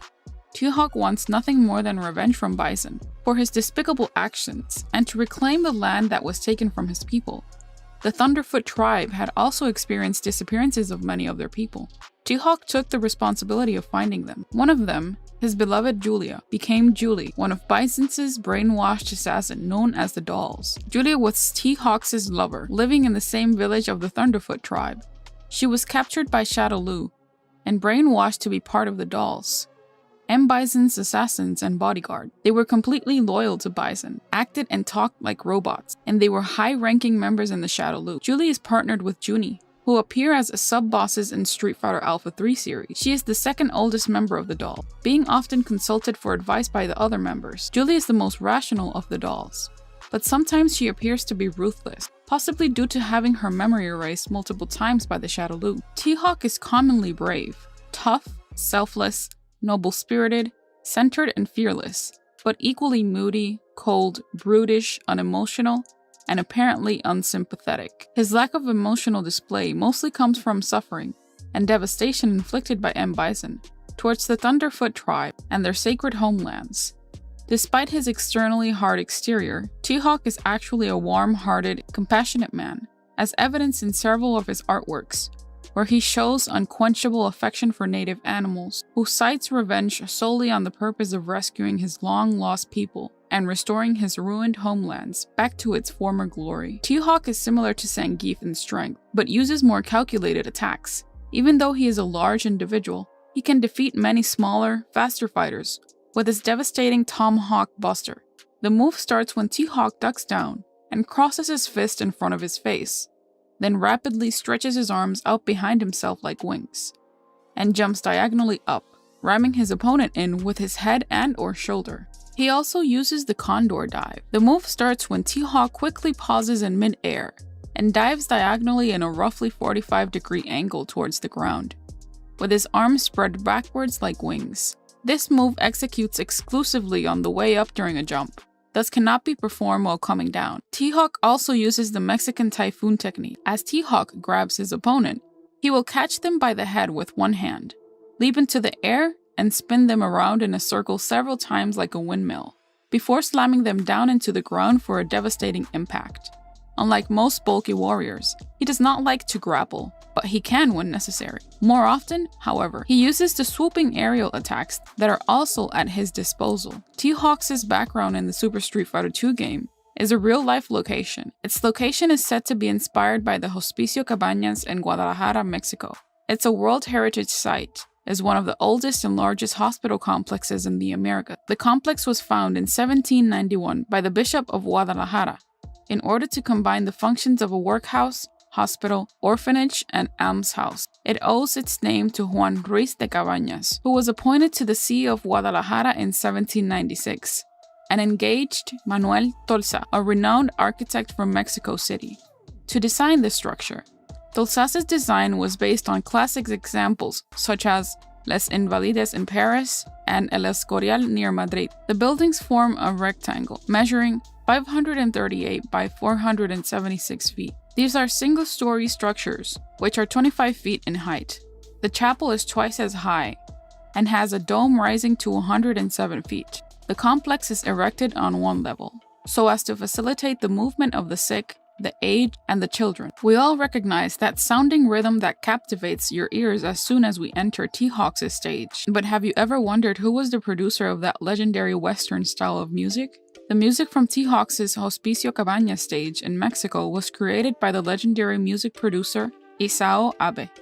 He was one of the main musicians and composers for the Street Fighter series. The first and most famous work produced by Isao Abe in Street Fighter 2 was the composition of the main theme for the character Sagat, including its unique time signature, as well as the original verse's melody. It is said that the name of T.Hawk's theme, Eye of the Eagle, was inspired by Survivor's 1982 hit song, Eye of the Tiger. T.Hawk, as stated before, is from Mexico. Mexico is a country in the southern portion of North America. It is bordered to the north by the United States, to the south and west by the Pacific Ocean, to the southeast by Guatemala, Belize, and the Caribbean Sea, and to the east by the Gulf of Mexico. It is home to the Aztec Empire of the Triple Alliance, Náhuatl Altepet city-states, Mexico, Tenochtitlan, Texcoco, and Tlacopan. These three city-states ruled the area in and around the Valley of Mexico. England. Cammy White, second female character from the Street Fighter series. Her first appearance being in Super Street Fighter 2, The New Challengers. Codename Killer Bee. The initial concept of Cammy was to create a contrast of her other female counterpart, Chun-Li. The creator of Cammy, Akira Akiman Yasuda, modeled her design on the assassin Misty, who appears in Wounded Man, a Japanese manga from the 1980s. The design of Cammy's arm protectors are based on the displays on the Masamune Shiro's Appleseed. Appleseed is an anime series that merges elements of the cyberpunk and mecha genres with politics, philosophy, and sociology. The series spans 4 volumes, released between 1985 and 1989. Cammy is a strong, forceful, and determined young woman with a firm sense of justice, who is extremely polite, friendly, respectful, and enthusiastic towards those whom she knows and cares about. However, she can be very brutal and sometimes condescending to those whom she dislikes, such as M.Bison or Vega. Cammy also has a strong sense of military discipline and stern honor. Cammy has light blue eyes and long blonde hair that she styles into 2 braided pigtails, a large forelock, and a scar on her left cheek. She has a muscular body with a very fit physique and is of slightly below average height. Cammy's choice of attire is a leotard, as it gives her high speed, mobility, and flexibility. Cammy's extensive training and abilities allow her to perform incredible athletic maneuvers and feats such as flips, as well as special attacks like Spiral Arrow, Cannon Spike, or Hooligan Combination.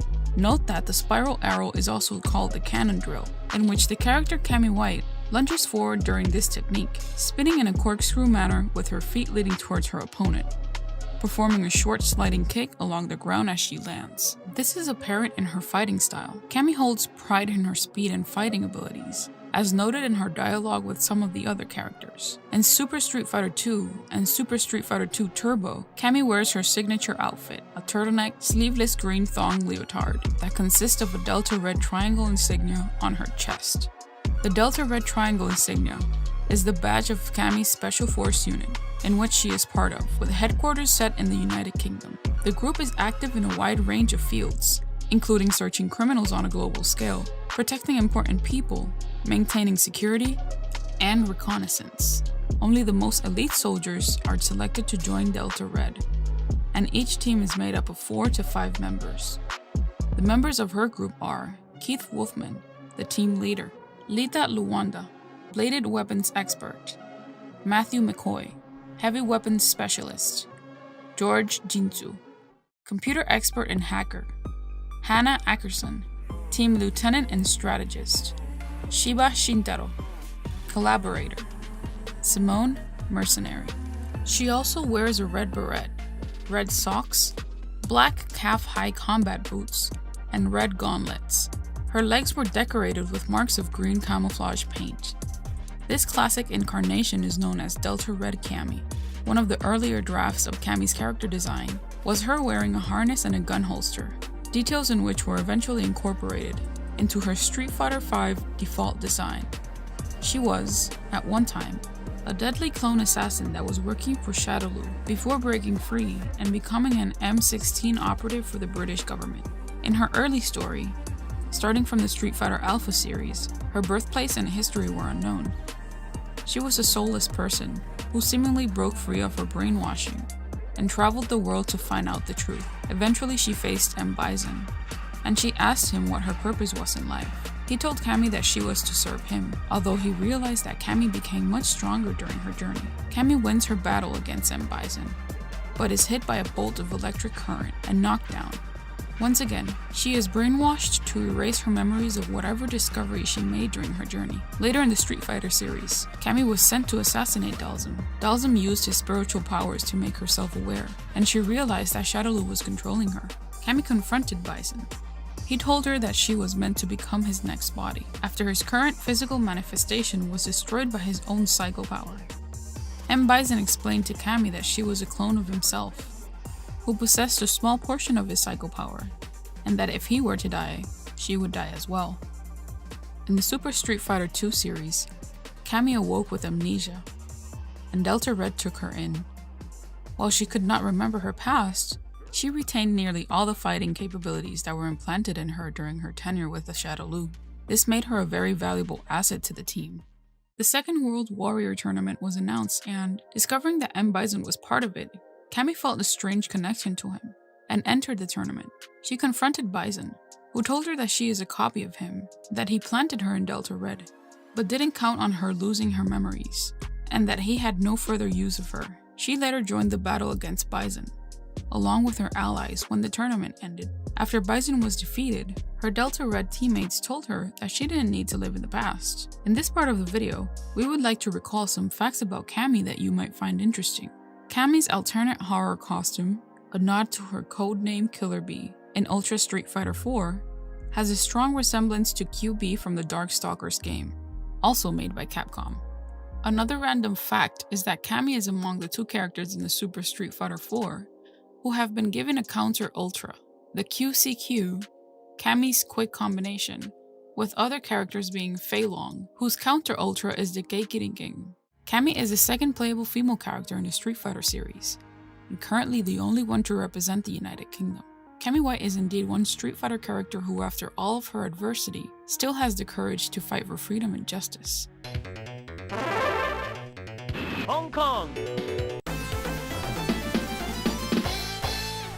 A youthful and talented man from Hong Kong, Fei Long, began training in Kung Fu from the age of 6, eventually developing his own form, and fought on the streets to sharpen his skills, until he caught the eye of a movie director who got him into the movie business.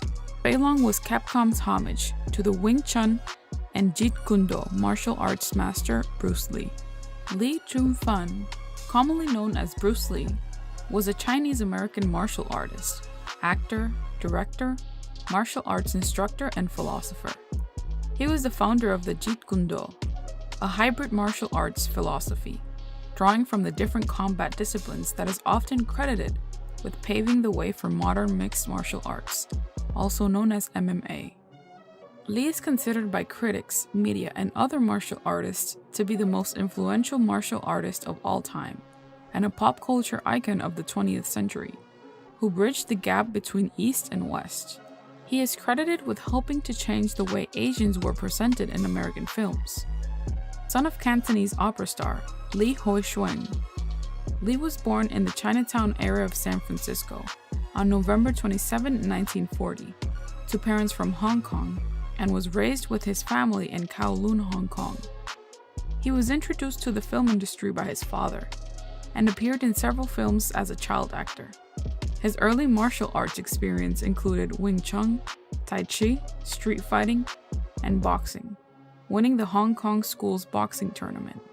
In the 1970s, his Hong Kong and Hollywood-produced films elevated the traditional martial arts film to a new level of popularity and acclaim, sparking a surge of interest in the Chinese nation and Chinese martial arts in the West.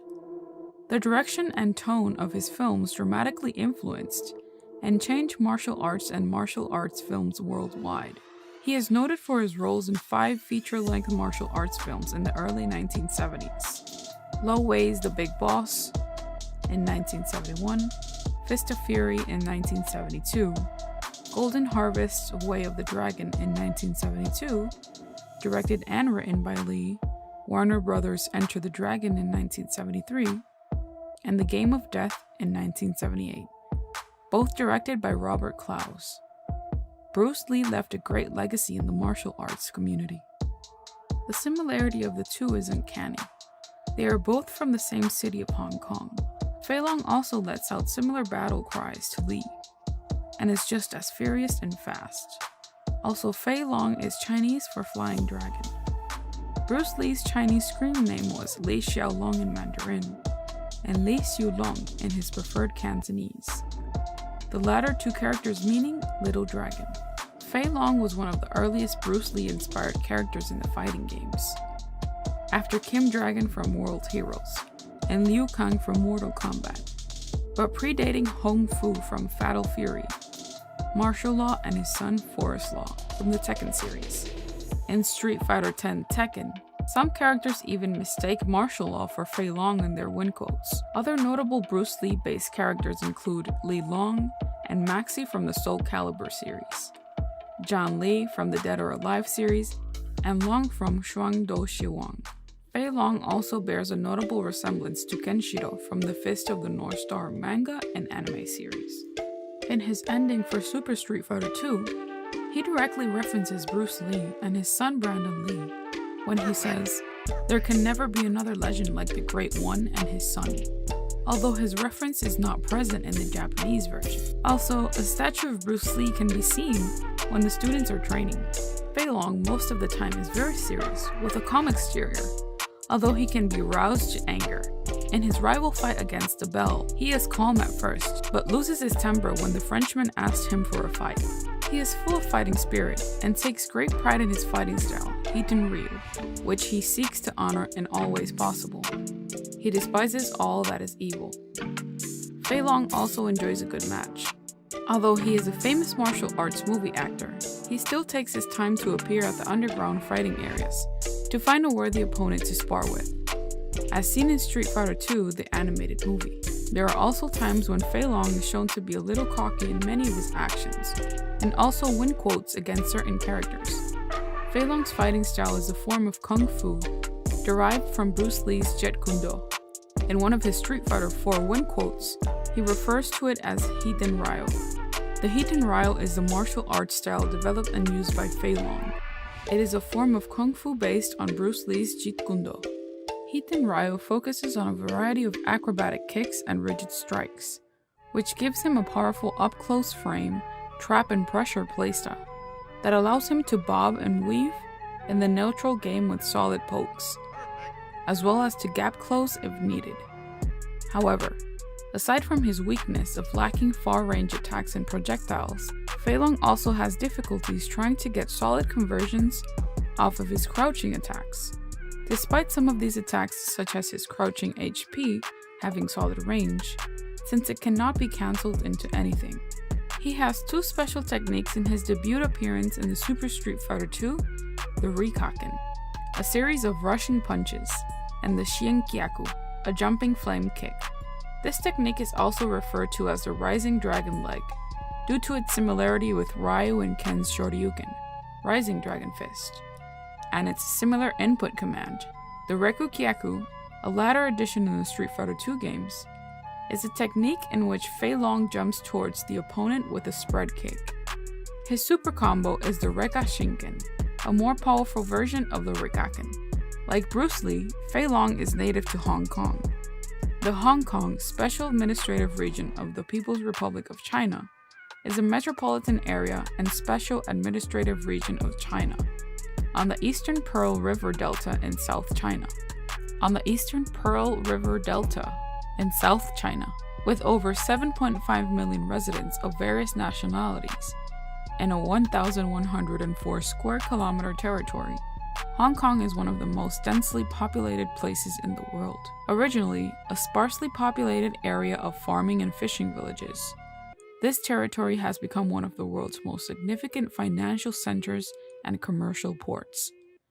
It is the world's 10th largest exporter and 9th largest importer. M.Bison was designed by Akira Akiman Yasuda and Yuko Ikusan Nakayama. Both were very influential in the early stages of the Street Fighter game's development. M.Bison's concept and design were based on Washisaki, in which translated means Eagle Cape, a villain from the manga and anime Rikyo, created by Masahiko Takajo and Setsuya Saruwatari. Washisaki is one of the main antagonists in the series. He shares the same world domination vision as M.Bison. Another inspiration for M.Bison's creation is based on Yasunori Keto, the main antagonist of the Japanese film Tokyo, The Last Megapolis, which is also known as Teito Monogatari. Yasunori Keto is an evil sorcerer, wielding the power of several long-dead mystics, who wants to destroy Tokyo and cripple the Japanese Empire in order to fulfill a 2,000-year-old curse. Both M.Bison and Yasunori Keto look very similar and have supernatural abilities, which they use for evil. M.Bison's clothing consists of a red military uniform, with large shoulder plates, wristbands, and shin guards. The shin guards in M.Bison's uniform are based on the style of the Universal Wrestling Federation of Japan, used in the mid-1980s. On his peaked service cap, there is a skull insignia of his crime syndicate, known as the Shadow Lu. Originally called Shadow Law, the Shadow Lu is a very powerful and deadly criminal organization, managed by M.Bison and is responsible for dealing biochemical engineering and arms within the Street Fighter universe.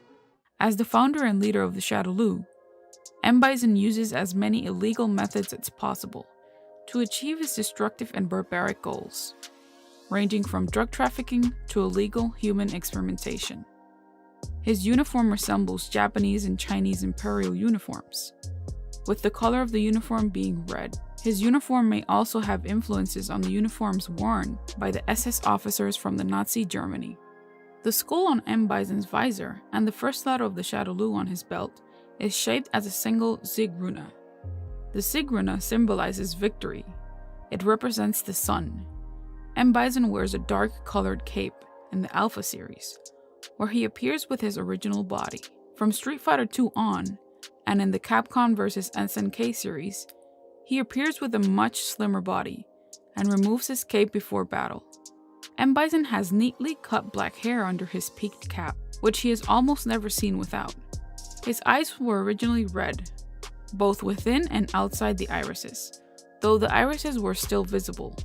After Street Fighter 2 Hyper Fighting, they were changed to a complete ghastly white. His eyes will glow pink when his psycho power is glowing. In Street Fighter 5, Bison's look has changed. Bison wears a trench coat over his outfit with the cape. His hair has also turned white, with the extensive use of his psycho power.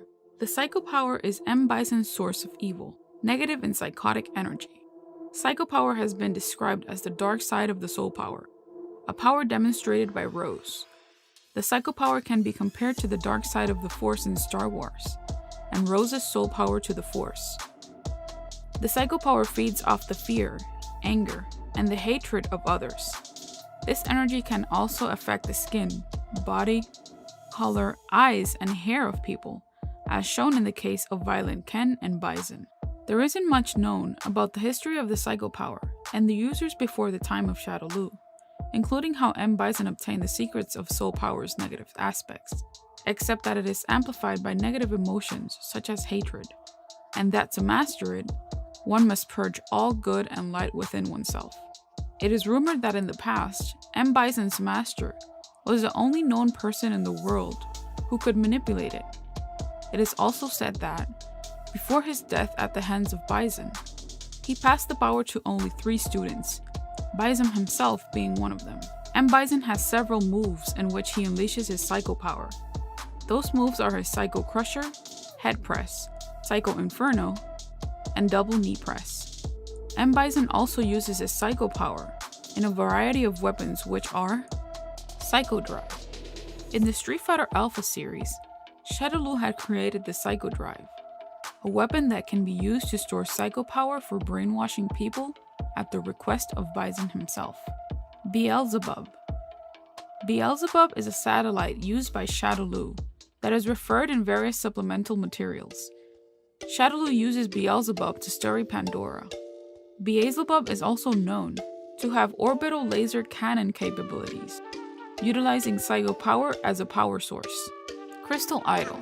In Street Fighter 2V, the Crystal Idol seems to be energized by psycho power, and has a telepathic link to Bison's mind, as it can call out to him, allowing him to travel into a self-contained dimension, where every power that has existed beyond space-time is contained.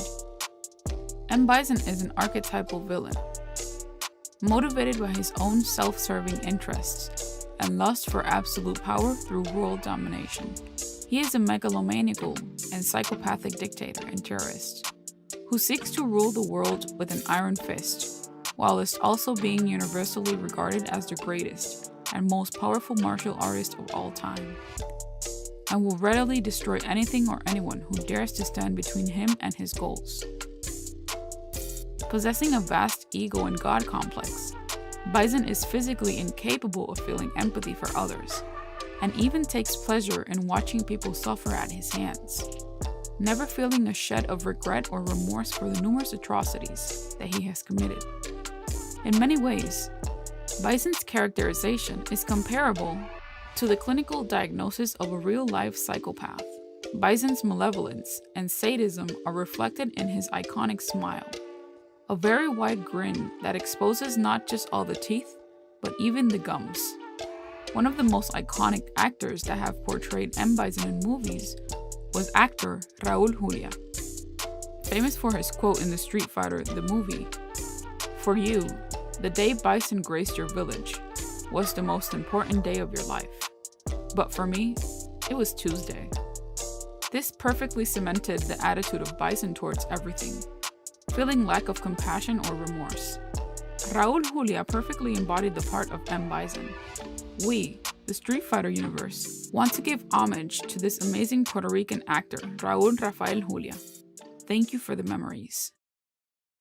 Sagat was created by Takashi Nishiyama and Keiichi Inafune.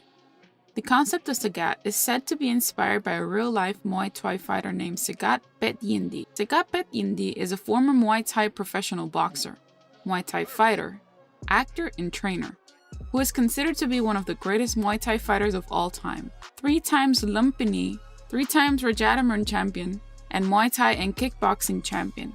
It is said that Sagat Bet Yindi amassed a total of 317 Thai boxing fights, with 266 wins, 40 losses, and 11 draws. 151 of those victories coming by a way of knockout and technical knockout. It is also said that Sagat may have been inspired by the Muay Thai lord Reiba, a character from the manga Karate Baka Ichidai. Karate Master is a Japanese manga drawn by Jiro Tsunoda and Hoya Kagemaru, with the story written by Iki Kajiwara. The story was inspired by the life of the real-life martial artist Mas Oyama. Evidence can be seen in Sagat's Street Fighter 4 alternate costume. Also, in his Street Fighter profile he is called the Dark Lord Emperor of Muay Thai, which shares the same title as the character Reiba in the Karate Master manga. The events that transpire in the Street Fighter universe mimics to the ones from Reiba from Karate Master, where the main protagonist defeats other Muay Thai users to prove his skills to Reiba. It is said that the co-creator of Street Fighter, Finish Hiroshi, states that the style Sagat uses is modeled by dramatic television kickboxing personalities, most of the time centered in the Muay Thai theme. It is said that Sagat's tiger theme is based on the tale of King Suriembodi, nicknamed the Siamese Tiger King, who competed in Muay Thai competition and was one of the greatest fighters in his prime. The concept of the tiger and dragon can be seen in Eastern Asian culture for many years. They have been considered worthy adversaries. The dragon is synonymous with the sky and the spirit, also the yang affinity. The tiger resembles earth and matter, and the yin affinity. This explains the relationship between Ryu and Sagat's rivalry. Ryu's name translated means dragon, and Sagat's theme is tiger. Pretty cool if you ask me. Sagat is a strong-willed fighter. He is proud of his Muay Thai martial arts, and is willing to go toe-to-toe with anyone to prove his skills. He is a hard-working, powerful fighter. His height and physical appearance make him a very threatening-looking character. After the events of Ryu's battle, where he lost and got scarred in the confrontation, Sagat drew power from the memories of his loss. His purpose later was defined by the heart of battle. As a person, Sagat feels deep guilt and shame for killing Go Hibiki, the father of Dan Hibiki.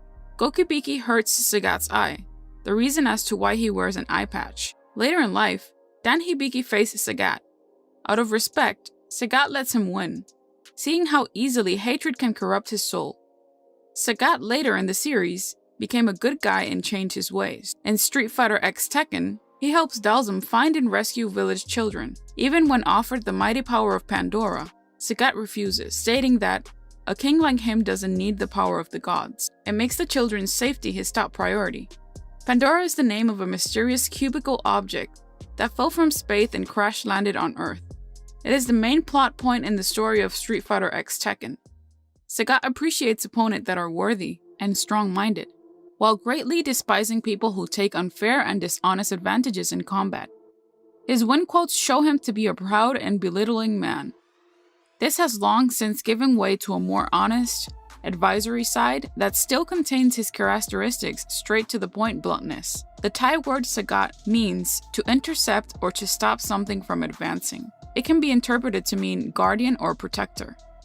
Sagat is an original, unplayable boss character from the initial Capcom Street Fighter 1 roster.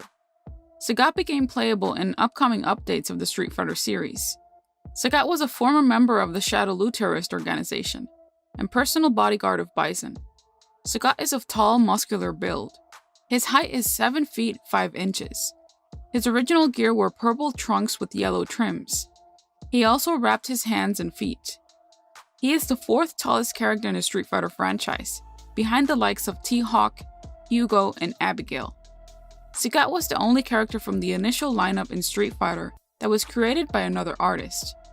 Sagat's Muay Thai focuses on crushing, hard-hitting blows. He is known for his tiger shot. Sagat gathers chi in his hand and propels his fists together forwards in order to fire a vertical crescent-shaped energy projectile. Sagat also uses the tiger uppercut, known as the multi-hit tiger blow in the Alpha series, an anti-air similar to Ken and Ryu's Shoryuken. Throughout his appearances, the move has become a single-hit attack with increased priority.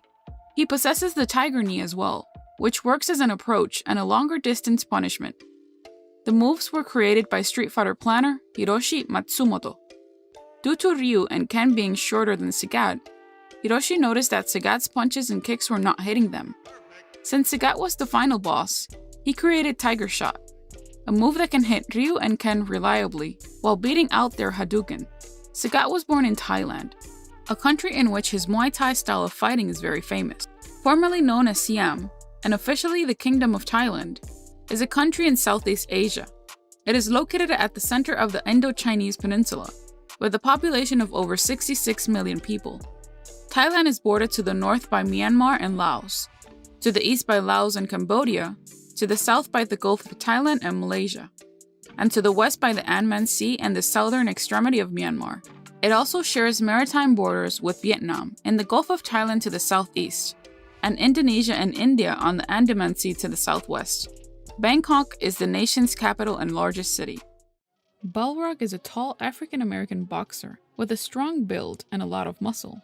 A white shirt ripped through the middle adorns his blue boxing trunks, and underneath, a blue tank top is worn, wearing red boxing gloves and red boxing shoes.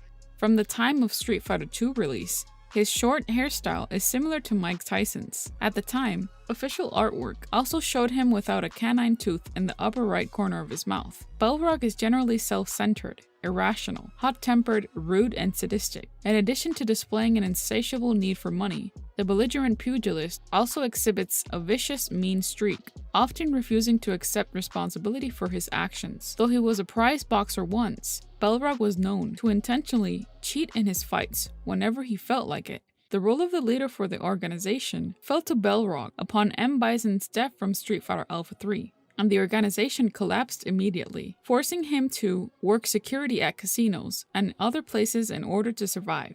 Because of his unruly and delinquent youth, he may not have been able to make impact on other areas of life other than fighting. He dropped out of school in order to gain strength and dominance in the mean streets of his city. During the Street Fighter series, his motivation in joining Shadowloo and M.Bison has always been to attain massive wealth, fame, and glory, so that he can live easy on the streets. So even though Balrog might cheat, steal, or even kill in order to accomplish this goal, he is not evil so much as greedy, and he pays little attention to Shadowloo's affairs. Ed is the only manifestation of empathy and humanity in him, showing that he is even capable of forming relationships, empathy, and friendship. Ed is shown to generally care for him even after they fight and after the latter leaves. Using the single Gigaton punch, he killed Dhalsim's elephant while running errands for Bison. Balrog is seen in Street Fighter 4 with all of his teeth, while in previous games, he lacked a canine tooth on the upper right side of his mouth. This might indicate that Balrog wears a prosthetic tooth in later games. The character Balrog is loosely based on semi-retired boxer Mike Tyson. Michael Gerard Tyson, born June 30th, 1966, is an American former professional boxer who competed from 1985 to 2005. nicknamed Iron Mike and Kid Dynamite in his early career, and later known as the baddest man on the planet. Tyson is considered to be one of the greatest heavyweight boxers of all time. He reigned as the undisputed world heavyweight champion from 1987 to 1990. Tyson won his first 19 professional fights by knockout, 12 of them on the first round, claiming his first belt at 20 years, 4 months and 22 days old. Tyson holds the record as the youngest boxer ever to win a heavyweight title. He was the first heavyweight boxer to simultaneously hold the WBA, WBC, and IBF titles, as well as the only heavyweight to unify them in succession. The following year, Tyson became the lineal champion when he knocked out Michael Spinks in 91 seconds of the first round. Tyson was known for his ferocious and intimidating boxing style, as well as his controversial behavior inside and outside the ring. With a knockout to win percentage of 88%, he was ranked 16th on the Ring magazine's list of 100 greatest punchers of all time,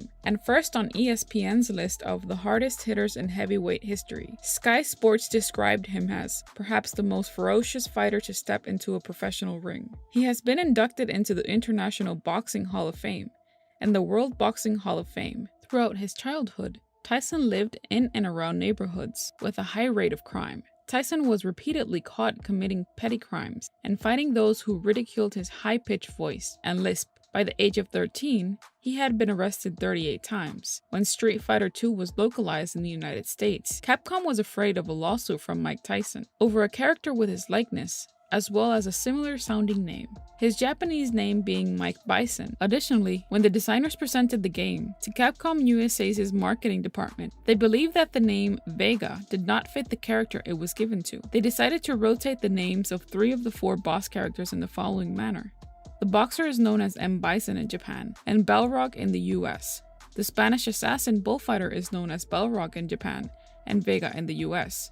The evil dictator and head of Shadowloo is known as Vega in Japan and M.Bison in the US. In certain illustrations, including ones for the Street Fighter II series, his Japanese name Bison can be seen on the waistband of his trunks, although it is usually removed when these illustrations are published outside of Japan. In later games, the world champion appears in its place. Despite the name change, many of his moves have a bison buffalo theme. Only recently did Mike Tyson learn of the character, stating, "I'm really honored with that impersonation of me." Balrog's mean attitude and overall gameplay has given him the title as one of the most iconic fighters in Street Fighter history.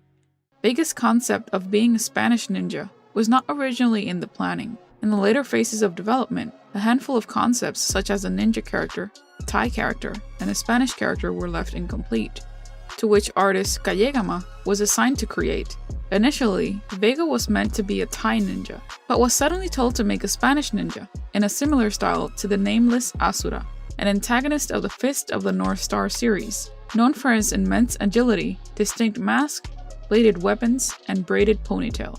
Early sketches suggest that Vega was going to resemble a medieval knight wearing a full suit of armor. This idea was scrapped, as Street Fighter was about fighters from all over the world, not from different time periods. There are a few remnants of this concept in Vega's final design, specifically a mask and a sharp metal claw. A similar type of weapon was used in Geki in the original Street Fighter, which has led to speculation that Vega received some training from Geki. Vega is a tall, strikingly handsome young man, with long hair that is braided into a ponytail. His hair has switched between brown, black, and blonde through various Street Fighter media. In the Street Fighter II series, Vega's hair is colored brown in the sprites, but colored blonde in the endings that feature him. The comics give him blonde hair, as do Street Fighter Alpha 3 and Street Fighter V. In Street Fighter 4, Vega has brown hair in both the cutscenes and the gameplay. He wears moire and yellow ceremonial trousers, a red sash, loafers, and white leggings of a matador, suggesting his involvement with bullfighting. This decorative garb offers matadors ease of movement, and is therefore ideal for Vega's acrobatic maneuvers. Vega also has a purple snake tattoo on his chest, which circles his left arm, and on his right arm and both his wrists, he wears gold-colored armlets. The tattoo shows him to be a villain to a Japanese audience, where body tattoos are usually worn by Yakuza members. Vega, as we know him in the United States, in Japan his name was Balrog. He is one of the main bosses, originally being an unplayable boss in the Street Fighter II series. Before his update in the Street Fighter II Champion Edition, he is of narcissistic personality, with an obsessive attraction for beauty. Vega is one of M.Bison's personal bodyguards, and is one of the initial 4 Heavenly Kings. The 4 Heavenly Kings consist of M.Bison as a leader, and 3 of his personal bodyguards, from lowest to highest, which are Balrog, Vega, and Sagat. Later in Street Fighter V, Sagat was replaced with Fang, after Sagat's decision to leave the Shadow Loop. Vega was born into a privileged, wealthy family that later in life lost all their fortune. This situation caused his mother to remarry to secure their livelihood. Later on, his mother was killed by his stepfather, believing she was being disrespectful to him. He was killed by Vega in return. Driven into insanity by this incident, he developed a dual personality: honorable nobleman by day, sadistic murderer by night. Vega is vain, overconfident, and highly convinced of his own abilities, almost to the point of megalomania. He is also incredibly sadistic, and takes great pleasure in seeing the ugly murdered, and preferably mutilated. He often has a stone-cold demeanor, and does not show a wide range of emotions.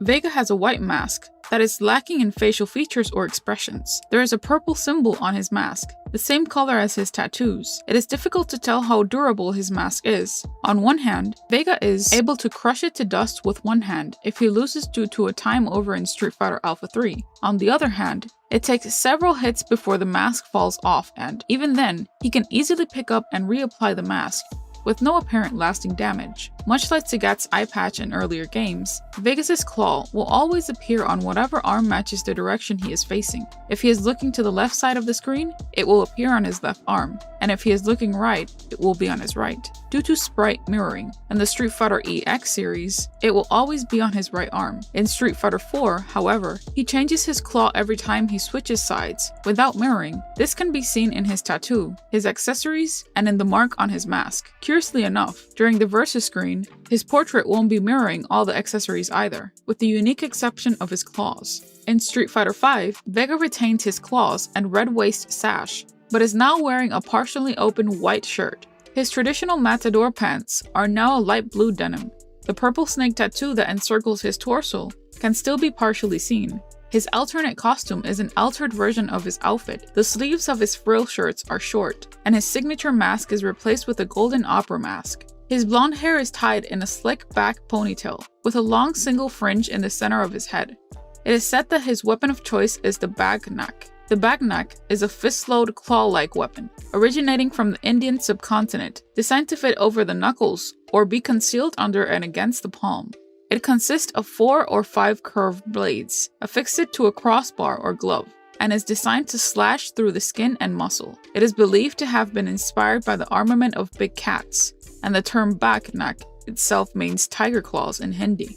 Vega, as stated before, is from Spain. Spain is a country in southwestern Europe, with some pockets of territory in the Mediterranean Sea, offshore in the Atlantic Ocean, and across the Strait of Gibraltar. Its continental European territory is situated in the Iberian Peninsula, and its insular territory includes the Balearic Islands in the Mediterranean Sea, several small islands in the Alboran Sea, and the Canary Islands in the Atlantic Ocean. The Spanish territory also includes the African semi-exclaves of Ceuta, Melilla, and Peñón de Vélez. Across the Strait of Gibraltar, the country's mainland is bordered to the south and east by the Mediterranean Sea, to the north by France, Andorra, and the Bay of Biscay, and to the west by Portugal and the Atlantic Ocean. The most destructive character in the Street Fighter universe first made his debut on Super Street Fighter II Turbo, Hyperfighting, on December 1992. Akuma's legacy started there, but its character creation was not brought without thought and planning. Akuma's character was sketched and redesigned multiple times by the Japanese-based video game company Capcom, in which the Street Fighter franchise is in. The Capcom team of graphic designers wanted to make sure to have the perfect character to be in the vessel of the Dark Hado. Since not having much success with its drawings, the Street Fighter Capcom found inspiration on the ends of Buddhism. Akuma's design was based on the Nio, or the Gongorigishi, 2 wrathful statues that guard under a separate temple at the entrance of Japanese Buddhist temples. Each of the statues states a purpose, thus having a meaning in their creation. The right statue that guards the gate of the Buddhist temple is called Mishaku Kongo. It is a symbol of overt violence, with its open mouth and baring teeth. holding a mallet ready to protect with ferocity the entrance to the temple. The left statue that guards the temple is called Narian Gongo. This statue symbolizes strength. It can wield a sword, or it can be barehanded. One of its characteristics is that the statue has its mouth closed, demonstrating serenity and power. The new statue's fierce and threatening look was designed to ward off evil spirits and to keep the temple grounds free of demons and thieves. The irony of the Capcom creators. But nevertheless, we can appreciate the origins of the art and structure of the Street Fighter's Ultimate Fighter. Akuma's fierce looks are just as mean as the arsenal of fighting moves he has in his book. But there is no technique feared by the Street Fighter community, other than his legendary Shun Gokusatsu, also known as the Wrath of the Raging Demon. The Wrath of the Raging Demon is a very powerful technique, taught in the Assassinations arts, with any martial art developed with the intention of destroying an opponent. This type of technique was taught by Akuma's trainer, Gotetsu. This technique, when performed, while wielding the Dark Hado power, will be submerged in its killing intent, giving its opponent a series of deadly strikes in an instant. Fighters that had used this technique gave into the powers of the Dark Hado, and eventually became consumed by its power, becoming a violent demonic being. Like, for example, Oni, Akuma's evolution form when he becomes one of the Dark Hado. The only character who could resist this technique without giving in was Akuma's trainer Gotetsu. The interesting aspect of the Wrath of a Raging Demon is that its technique is based on karmic forces obtained from the Dark Hado. Its technique punishes its opponent on the merits of the sins and evil the opponent has marked in his soul. In other words, the damage applied when the Wrath of the Raging Demon is applied is not determined by the strength of Akuma's power, it's determined by the opponent's evilness, hurting its opponent as much as he or she deserves. While being powerful, this technique can only be executed on living life forms that possess a soul. The Wrath of the Raging Demon, when executed, lights up Akuma's back with a red fiery kanji symbol. This symbol on Akuma's back has been the character's trademark design, one who fits full to its persona. But what is the meaning of this symbol? What does it state? The symbol located on Akuma's back is the Japanese kanji called ten, that can also be translated as heaven. This kanji, like in most Japanese writings, can mean plenty of things. It can be translated as day, heaven, or invincibility. The kanji on his back is made to reflect immortality at the rate of power, meaning that when the character 10 appears on its back, it's representing immortality. In old Japanese folklore, whenever the kanji with the character 10 appears on someone's forehead, it means the person is immortal. Thus Capcom, taking the idea of modifying it to fit the symbol on the back of Akuma's guy. Pretty interesting fact, considering that Akuma's style and behavior exceeds the capability of other characters in the Street Fighter universe. Akuma's style of technique is indeed a 10. As promised in the beginning of our video, we have a bonus dark secret about Akuma in the Street Fighter universe. You may wonder how someone with amazing ability and strength gets its energy from. The fact is that Akuma is a great martial artist.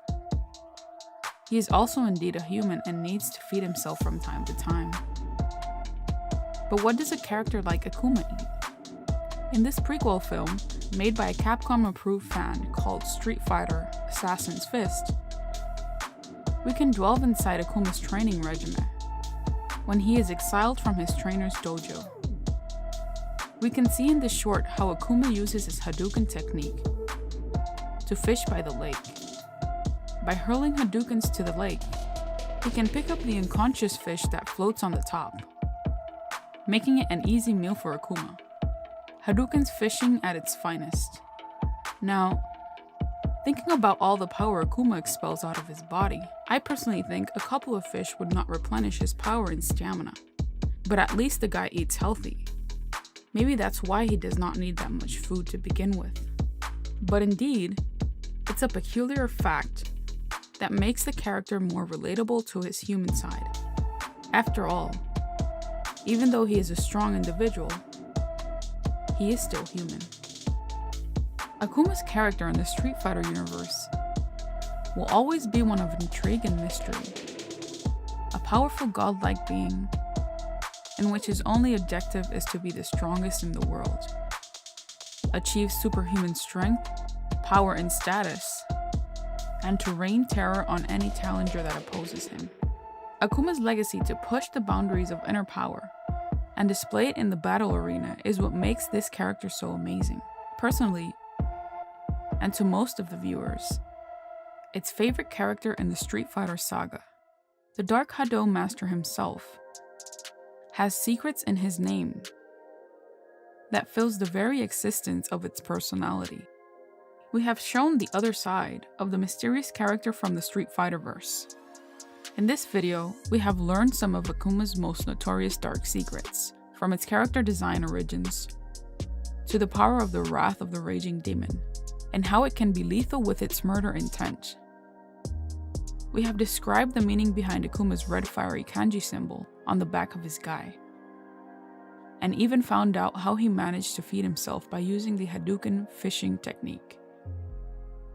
Which one is your favorite Street Fighter 2 character? Let us know in the comment section down below. Don't forget to subscribe and hit that notification bell to stay up to date on new theories and info. Thank you for watching. This has been your Street Fighter host. Welcome to the center stage. Our new Discord server. There you can talk with us, chat about current events going on in Street Fighter, information, theories, and lore. We'll leave the link in the description box below.